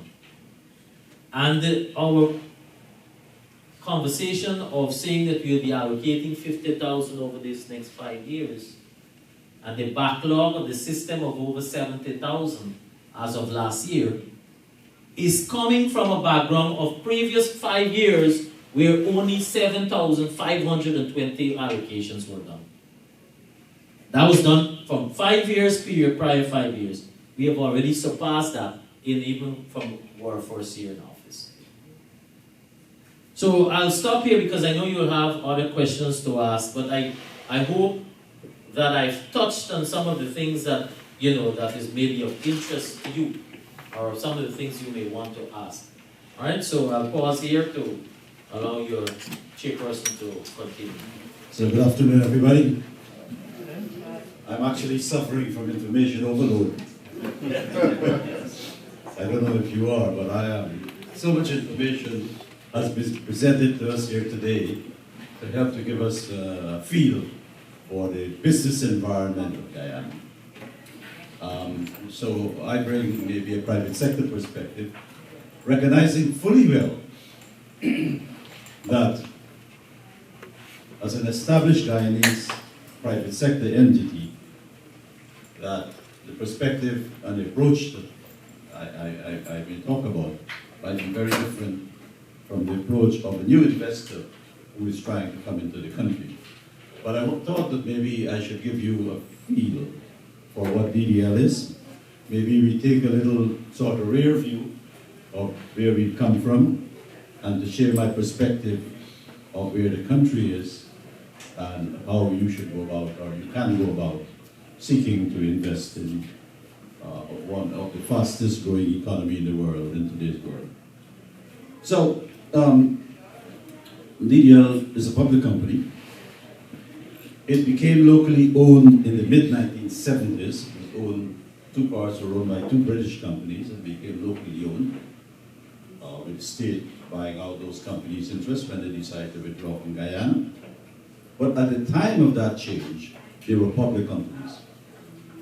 Each had a public shareholding, one 16% and the other about 30%, which I think was a very good thing, a very important thing. I think it was the sort of guardrail that kept the company focused on the interests of its shareholders. And even in those days, we were conscious of the role that employees played. And so we, very early after it became locally owned, we embarked on employees' share purchase plan. In those days, 1980, we created a scheme where all employees were allowed to acquire shares under a very creative financial instrument that I worked on. I was finance director at the time, with an insurance company in Guyana, setting out an endowment life policy backed by a loan that funded those shares. So the shareholding became wider, and then in the 1980s, as the valuation came, as the company expanded, additional shares were put on the market. And finally, in 1994, under the presidency of Dr. Chetty Jagan, he made a decision that the government shares would be sold to as wide as possible, a group limiting 10,000 shares, I think is at the time. So, fast track to today, we have a company that has 8,600 shareholders, of which 1,100 thereabout live in the diaspora. So it's about 7,500. Now, it's important to contextualize the 7,500 in a population of just about 750,000. It means that 1 in 100 person is a shareholder of this company. So, as a public company, its shares are traded on the stock market. Right? If you're interested in buying, you can find a broker and register an interest. So when somebody is selling, you can buy those shares. I can say also that 7 years ago, the value of a share on the market was about $18. Today, it's $126. So if you held the shares 7 years ago, today it's worth 7 times. So it was a great investment for those who got it. Quite apart from the fact that you get a healthy dividend. I know in North America, some companies go by the basis of capital appreciation. Here you get both dividends and capital appreciation. So that's on the corporate side. What's the company's worth? If anybody's interested, I'll give you the name of a broker. You tell them you're interested in some shares, and you can buy it. Now, over time, and if I take a rear view of the business of the company, it started out as a business that basically produced bulk rum and shipped to the brand owners in England, the British company.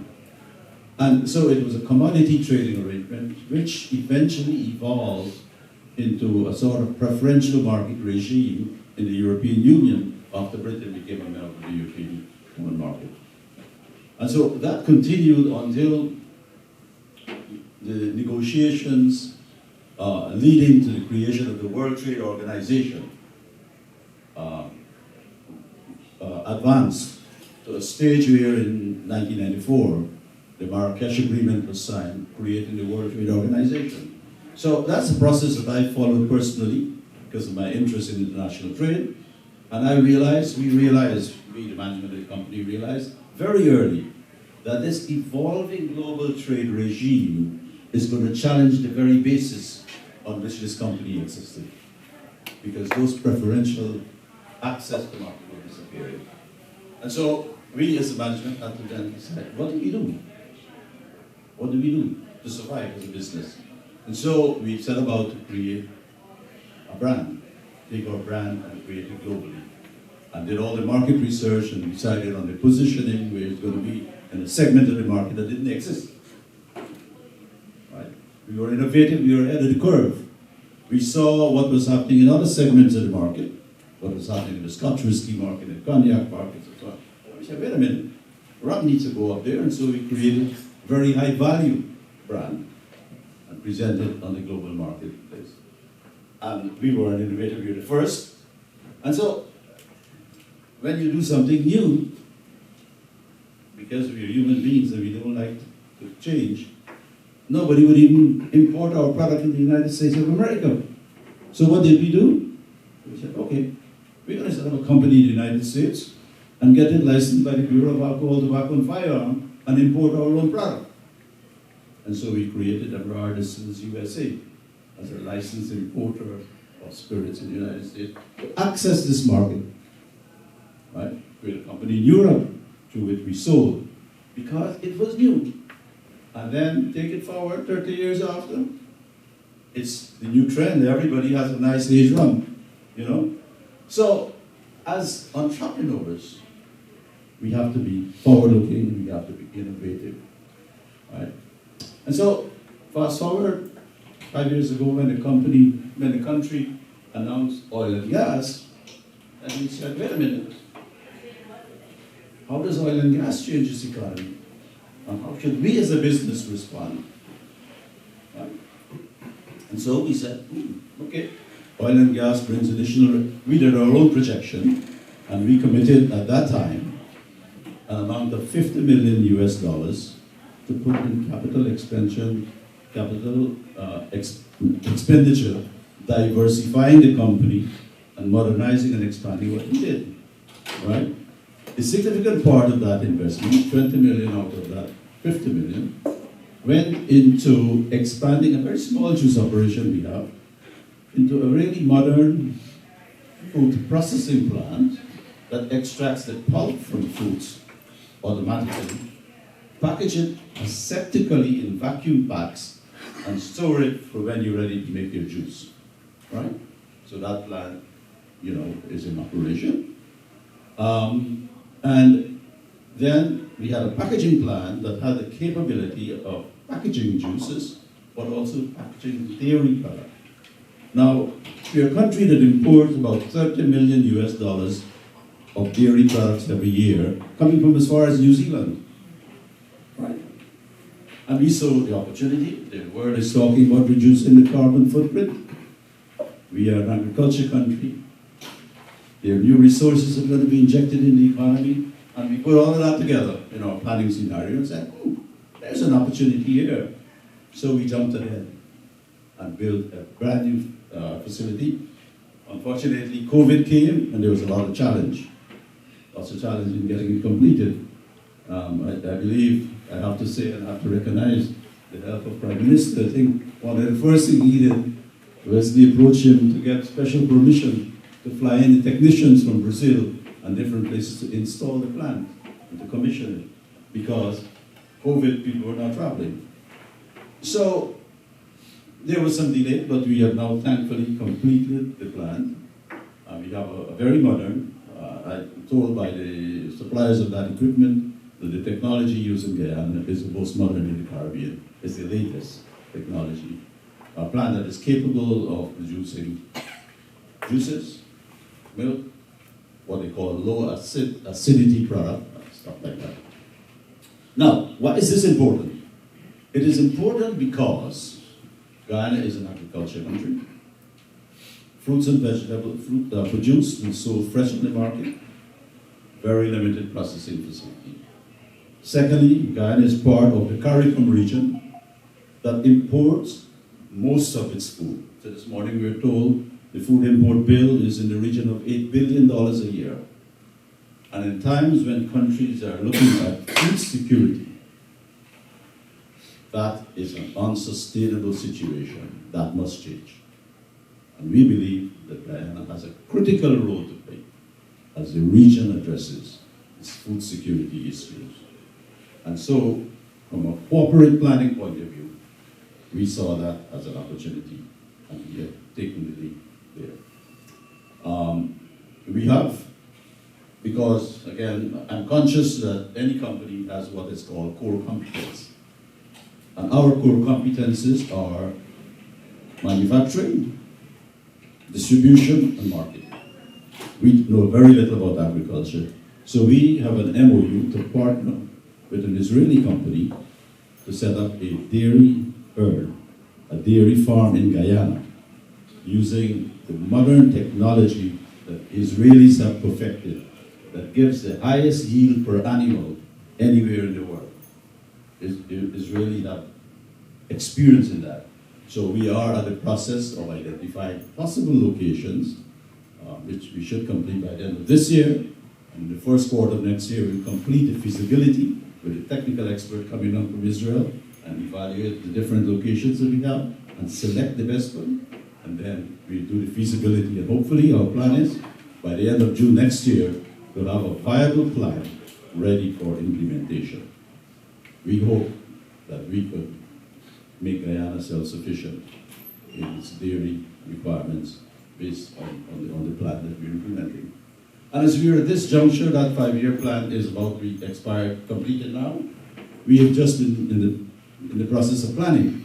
And I can say that we are committing $100 million for the next 5 years on a whole range of new projects. US dollars, $100 million US dollars.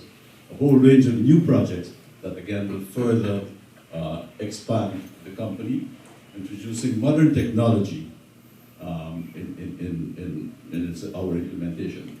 I want to say this also, that we have always been guided in our expansion by the principle of international competitiveness. By the principle of international competitiveness, which is a concept I became quite interested, when I read a book called Comparative Advantage of Nations, right?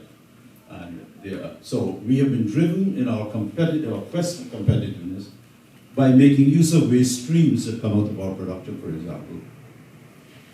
When we ferment molasses to make rum, we give out carbon dioxide. We capture that carbon dioxide and purify it and use in soft drink. And we make dry ice, which has come in quite useful in recent times because we've been supplying the government a lot of dry ice to use for the COVID vaccines. Right? We take the waste from our distillery and we produce methane gas that replaces 60% of the amount used in the boiler to run the distilleries. So by doing these things, you make your operation more competitive and you become a globally competitive business. A business that is not based on global competitiveness has a very short shelf life. Right? So that has been our experience, that's been our strategy.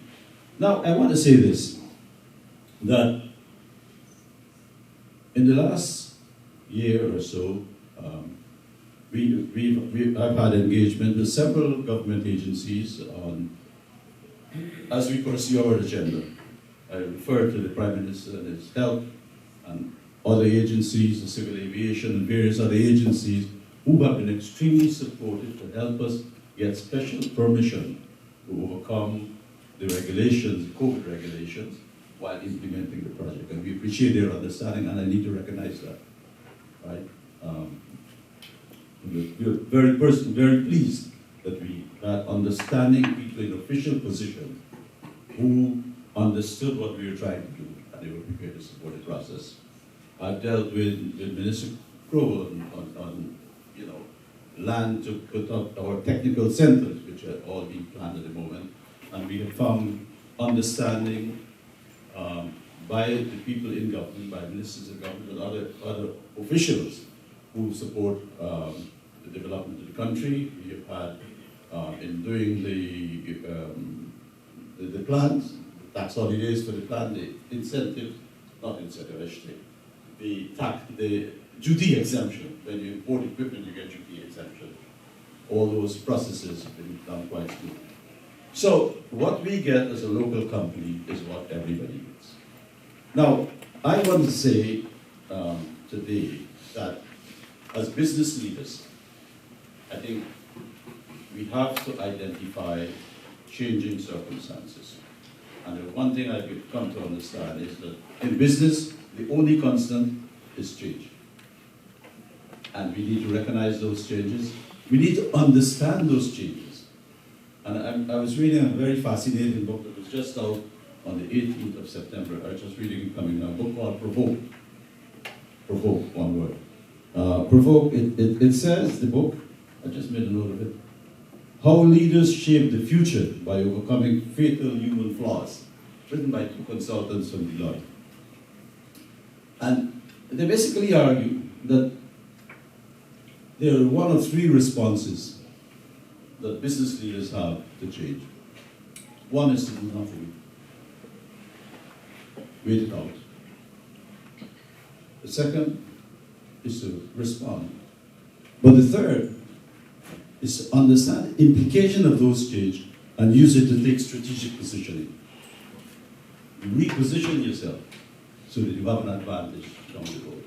And so I will want to advance the thought that given the significant changes that are taking place in the Guyanese economy, that was so eloquently outlined today by various ministers of government at the head of Go Invest, that Guyana is a country that is going through the most dramatic change. I have been in business life over the last over 50 years, and I have never seen dramatic changes in our country as is taking place now. I've never seen more positive change that can impact on our economy and the businesses in Guyana as is taking place at this point in time. So I believe that every business leader in the diaspora, in Guyana, wherever you are, this is the time to study and understand those changes. Understand the impact it can have on your business, and try to see the strategic advantage it presents to you as you position your new investment to take advantage of those changes that are occurring. I would want to leave those thoughts with you, and later on, after the other presentation, we can discuss in more detail, and I can answer any specific questions that you may have. But that is my perspective that I want to share with you today. Thank you. Good afternoon, and my name is Davis Wolf. I am the manager of global business development for the leading distributor of waterworks infrastructure products and services in maybe the world, certainly in the Americas. We're a large company. We have approaching 300 branches here in the United States. Generate a lot of revenue. We're leaders, and it's a pleasure to be here to tell you a little bit about our experience in Guyana. I want to say just a few acknowledgments. If you were here to listen to Paula say that she had introduced me to Wesley Curtin, our host, you're correct, and that introduction came maybe 3 or 4 years ago. In my position, it's very important that I have an understanding of the global marketplace, of emerging economies, emerging opportunities, wherever they may lie. We spent a lot of time in Latin America, a lot of time in the Caribbean, and a lot of time in Southeast Asia. I began in conversations with Mr. Curtin. I didn't participate in a gold key for Guyana, but I have in terms of what the Department of Commerce and Department of State has to offer. I have certainly participated in gold keys in other nations, and that's a worthwhile product and a worthwhile service.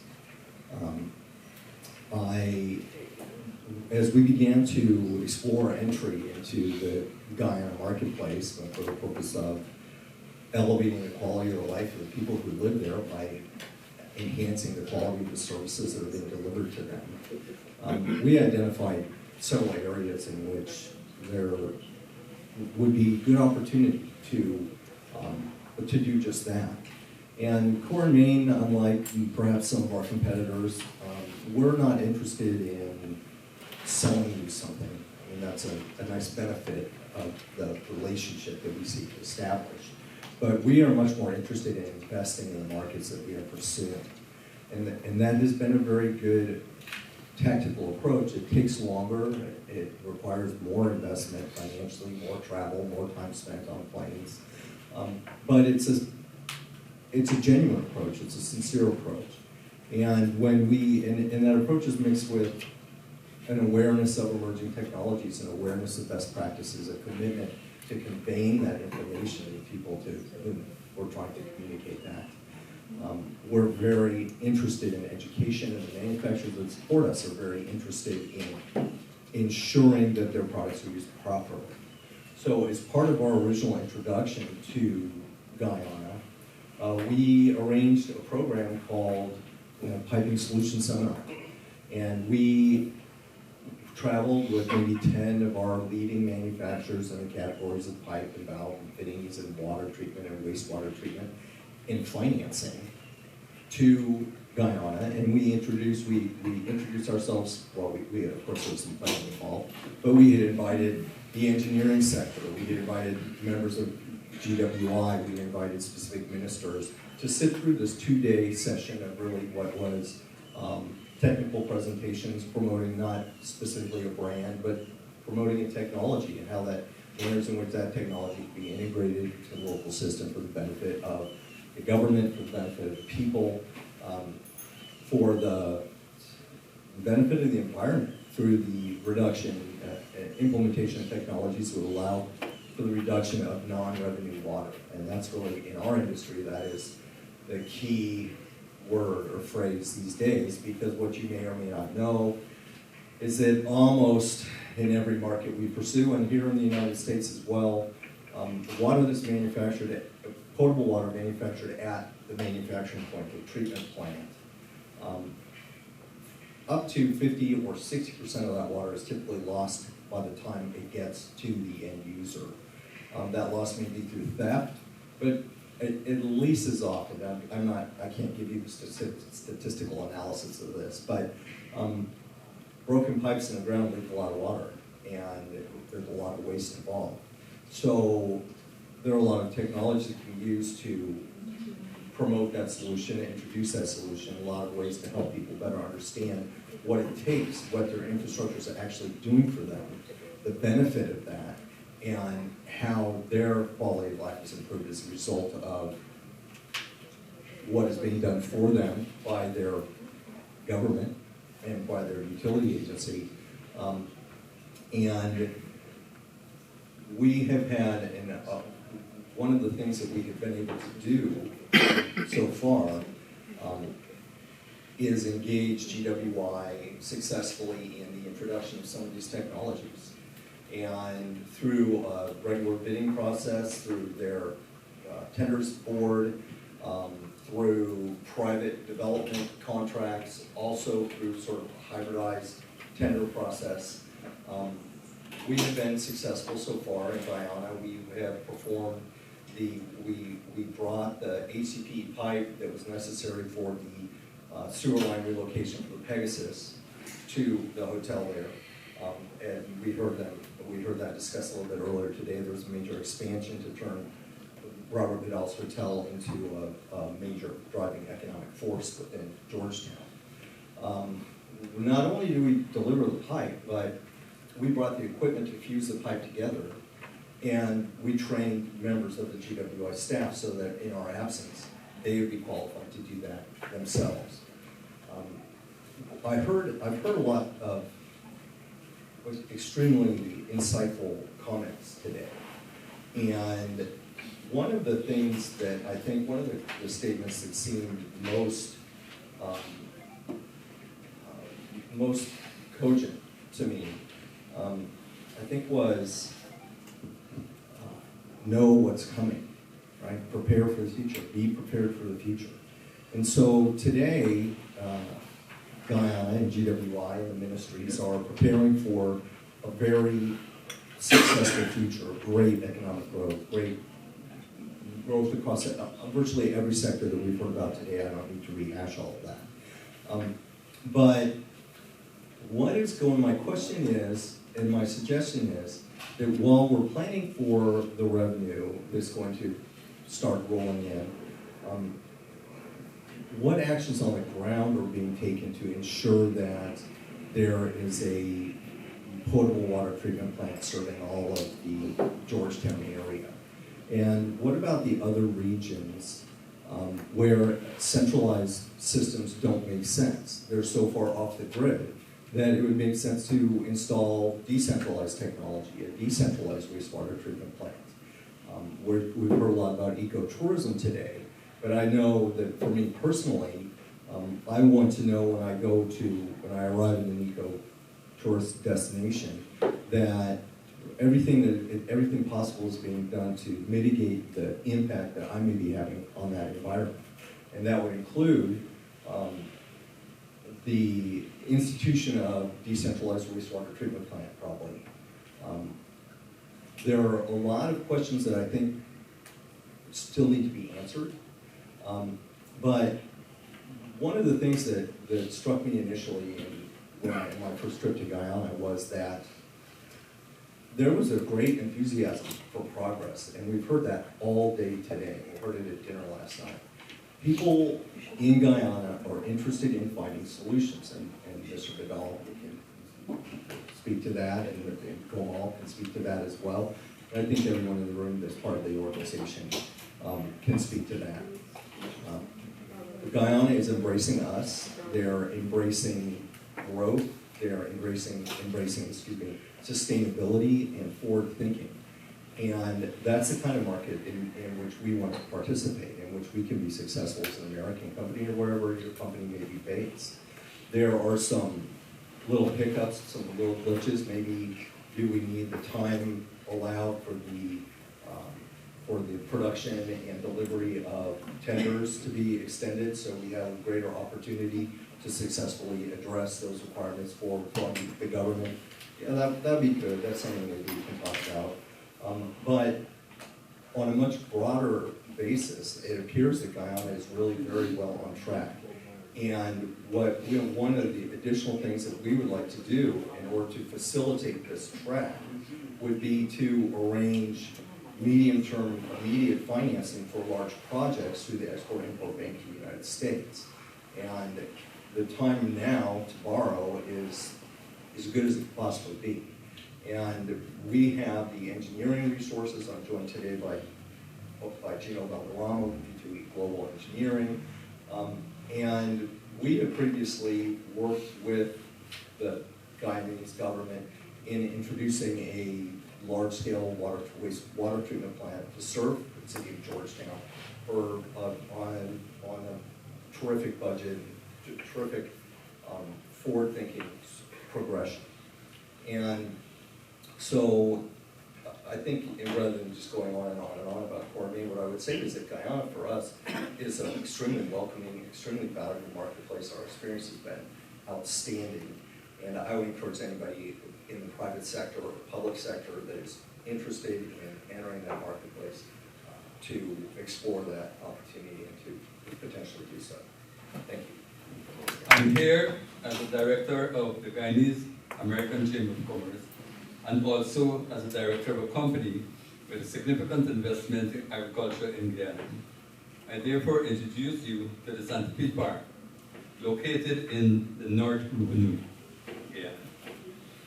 The Santa Fe Farm is an integrated farm that is a product of the GACC initiative for the development of farming in the Caribbean. Today, Santa Fe Farm is one of the largest investments made in the Rupununi region. This project involved the use of land that was never before used for large-scale agriculture. And we have constructed buildings, pond, dryer, silo, internal roads, and internal drains. We have also prepared in excess of 6,000 acres of land for the planting of rice. Since starting, we have exported in excess of 12,000 tons of paddy rice to Brazil under the partial scope agreement. Other agricultural crops being cultivated are cassava, sweet potatoes, corn, watermelon, and a variety of other cash crops. Our livestock comprises of cattle, sheep, pigs, horses, and poultry. The farm is also involved in fish farming, producing tambaki, which is a popular and tasty fish of the Rupununi region. Presently, the farm supply is produced to the domestic market with the goal to expand to Brazil and Caribbean countries. Because of its best practices, the farm is sometimes used as a training facility by the Ministry of Agriculture for farmers in the region, and also accommodates frequent visits from students of schools in the region. We have created numerous jobs and opportunities for the residents of Region 9, and for the first time in the history of Guyana, a company in this region has been able to pay rice export commission to the Guyana Rice Development Board. The farm dryers and silos is an example of how we have changed the landscape of the Rupununi, showing that the region can also be considered a significant agriculture area in Guyana. We have faced some challenges with getting our products to the market, with issues of road and bridges between the farm and Letem, especially during the rainy season. But these challenges are being addressed by the government of Guyana. Of course, the issues of COVID-19 have slowed down the progress somewhat, but we are not deterred.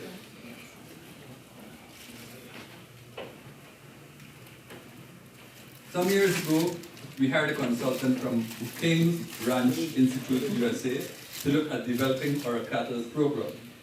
And we imported Texas Longhorn and Bradford bulls from the USA. We also imported Arabian colts. Today we have a cattle herd in excess of 500, and based on the study done by King's Ranch, we intend to get a much bigger and significant herd and be in a position to supply beef to all parts of Guyana and the Caribbean. We look forward to the new abattoir being built in the region, which will be of tremendous benefit to all of the cattle ranchers. We are also thankful for the unwavering support from the region's veterinarians and team. We recently installed a state-of-the-art solar system in order to reduce our carbon footprint. Regarding tourism, located on the farm is the beautiful, fully furnished Santa Fe Lodge, with a scenic view of the Paparaima mountain range. This lodge consists of 2 bedrooms and 2 bathrooms, walk-in showers, flush toilets, living room, kitchen, veranda, and the works. In support of the country's tourism drive, we have prepared the lodge, Benab, and grounds in a state of readiness to accommodate tourists to the Savannah Mountains and those en route to visit. The Santa Fe Lodge can accommodate 8 persons, and the Benab with hammocks can accommodate 6 persons, and then our grounds can be used for tents for persons going into safaris. There are a lot of activities being offered for tourism, including horseback riding. We have 3 horse trails. You can be accompanied by a vaquero, board watching, accompanied by an experienced tour guide, shadowing farm workers. I've heard the Minister of Tourism mention this today. Shadowing farm workers, accompanying the farm workers as they carry out their daily tasks, including cattle roundup. Boating, either in the river or in ponds and lakes. Fishing in the river, lakes, and ponds. Barbecue, use our outdoor barbecue grill and have our staff prepare on the grill pork, mutton, beef, fish, and enjoy our fresh farm vegetables. Game, enjoy football, netballs, darts, dominoes, and cards. Tours by road, river to Amerindian villages. While on the farm, you may also be fortunate to see one of the giant anteaters. Getting to Santa Fe Ranch, you can get to the Santa Fe Ranch by air or land. Traveling by air takes 60 to 90 minutes from Eugene P. Craig International Airport, Oakland, which is 4 miles from Georgetown. There are regular flights from Letem, which is 30 miles from Santa Fe Farm by road. Charter flights are also available. From the air, you will be amazed by the expanse, jungle, mountain ranges of Savannah. Traveling by road takes 12 to 16 hours and takes you through the rainforest, Savannah, including the crossing of the Ashore River by pontoon. If you are lucky, you may see a jaguar or other wild animals. You will also have the opportunity to stop at a few Amerindian villages. The Santa Fe team, the workforce consists primarily of indigenous people from the surrounding villages. Our organization culture reflects a family environment with emphasis on respect for each team member. We take the welfare of our team seriously by ensuring best practices in work, comfortable accommodation, healthy meals, and adequate recreational activities. For future, the shareholders and directors have confidence in Guyana's future and their investments therein. I am happy to advise that we are in Guyana to stay and look forward to continue working closely with the Ministry of Agriculture in achieving the goal of food security and the Ministry of Tourism in its drive to enhance its tourism products and services, doing both in an environmentally responsible manner while being a good corporate citizen. Thank you. I have a few pictures to show you, and just don't take a few minutes. The building of the silo and the dryers and everything there. That's the gentleman who is the investor. That's the silo, the changing of the landscaping. Those are the horses that came in, the Arabian coats that came in. They came in the GDF. Guyanese Defense Force helicopter, plane. Yeah. This is some of the cows that's imported. One. The herd. The pigs. Sheep. Rice. Right, the mountains in the background. These birds migrated to Guyana when we started planting the rice. I can't remember the name of the birds. Harvesting the rice. Cash crops. Margie. That's the Indian name for Caribou. Cassava. Tomatoes. A variety of fruits and veg. Tambaquis. Those are the fingerlings. This is one of the ponds we catch pond fishes, sweetwater fishes. That is the part of the pump and irrigation of the land from the river. And this is the compound, manager quarters. On the right hand is the staff canteen. No, the right hand is this is staff canteen, staff quarters, the manager quarters. The banner, you can see the truly thatched roof there. Staff quarters, 2 sections. Manager quarters. This is a pond. This is a man-made pond? This one is a man-made, and go back to the one. This one's a man-made. We're now in the process of landscaping, beautifying it, and planting some trees around it, making it like a kind of a park area. And that is one of our pets, iguana. And that is our pest control, Mr. Antita. And we have staff at month award for our team members. That's, he was one of the staff every month. There's some training, water testing. Activities, have football. School visits. School visits. And we also participate in the Bina Hills Academy graduation. We give a prize for best students. This is the Barbadian Prime Minister who visited the farm because of the Barbados investor. That's the lodge. It's and the run of the lodge. And that's it. Thank you. Thank you. The Chamber hopes that you will find this productive, informative exchange. And on your behalf, I want to thank the Prime Minister and the government delegation from Ghana for taking the time out to be with us for the entire day and to share with us the very, very important information that emanated from their presentations today. I want to assure you that this is not the last time we have something like this. The Chamber is going to continue to hold these sessions, some of them probably virtually if COVID doesn't allow us to do it in this way on a regular basis. So thank you so very much. And I want to say to the government, I want to say to you up there, the Chamber is at your disposal. Feel free to contact us. Feel free to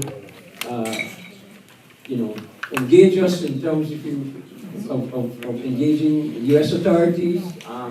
We have fairly good relationships with a number of U.S. agencies, from the State Department, Department of Commerce, at the federal level, down to mayors and counties and officials and so on. So if there's anything you think the Chamber can help with, or any information you need, please don't hesitate to contact us.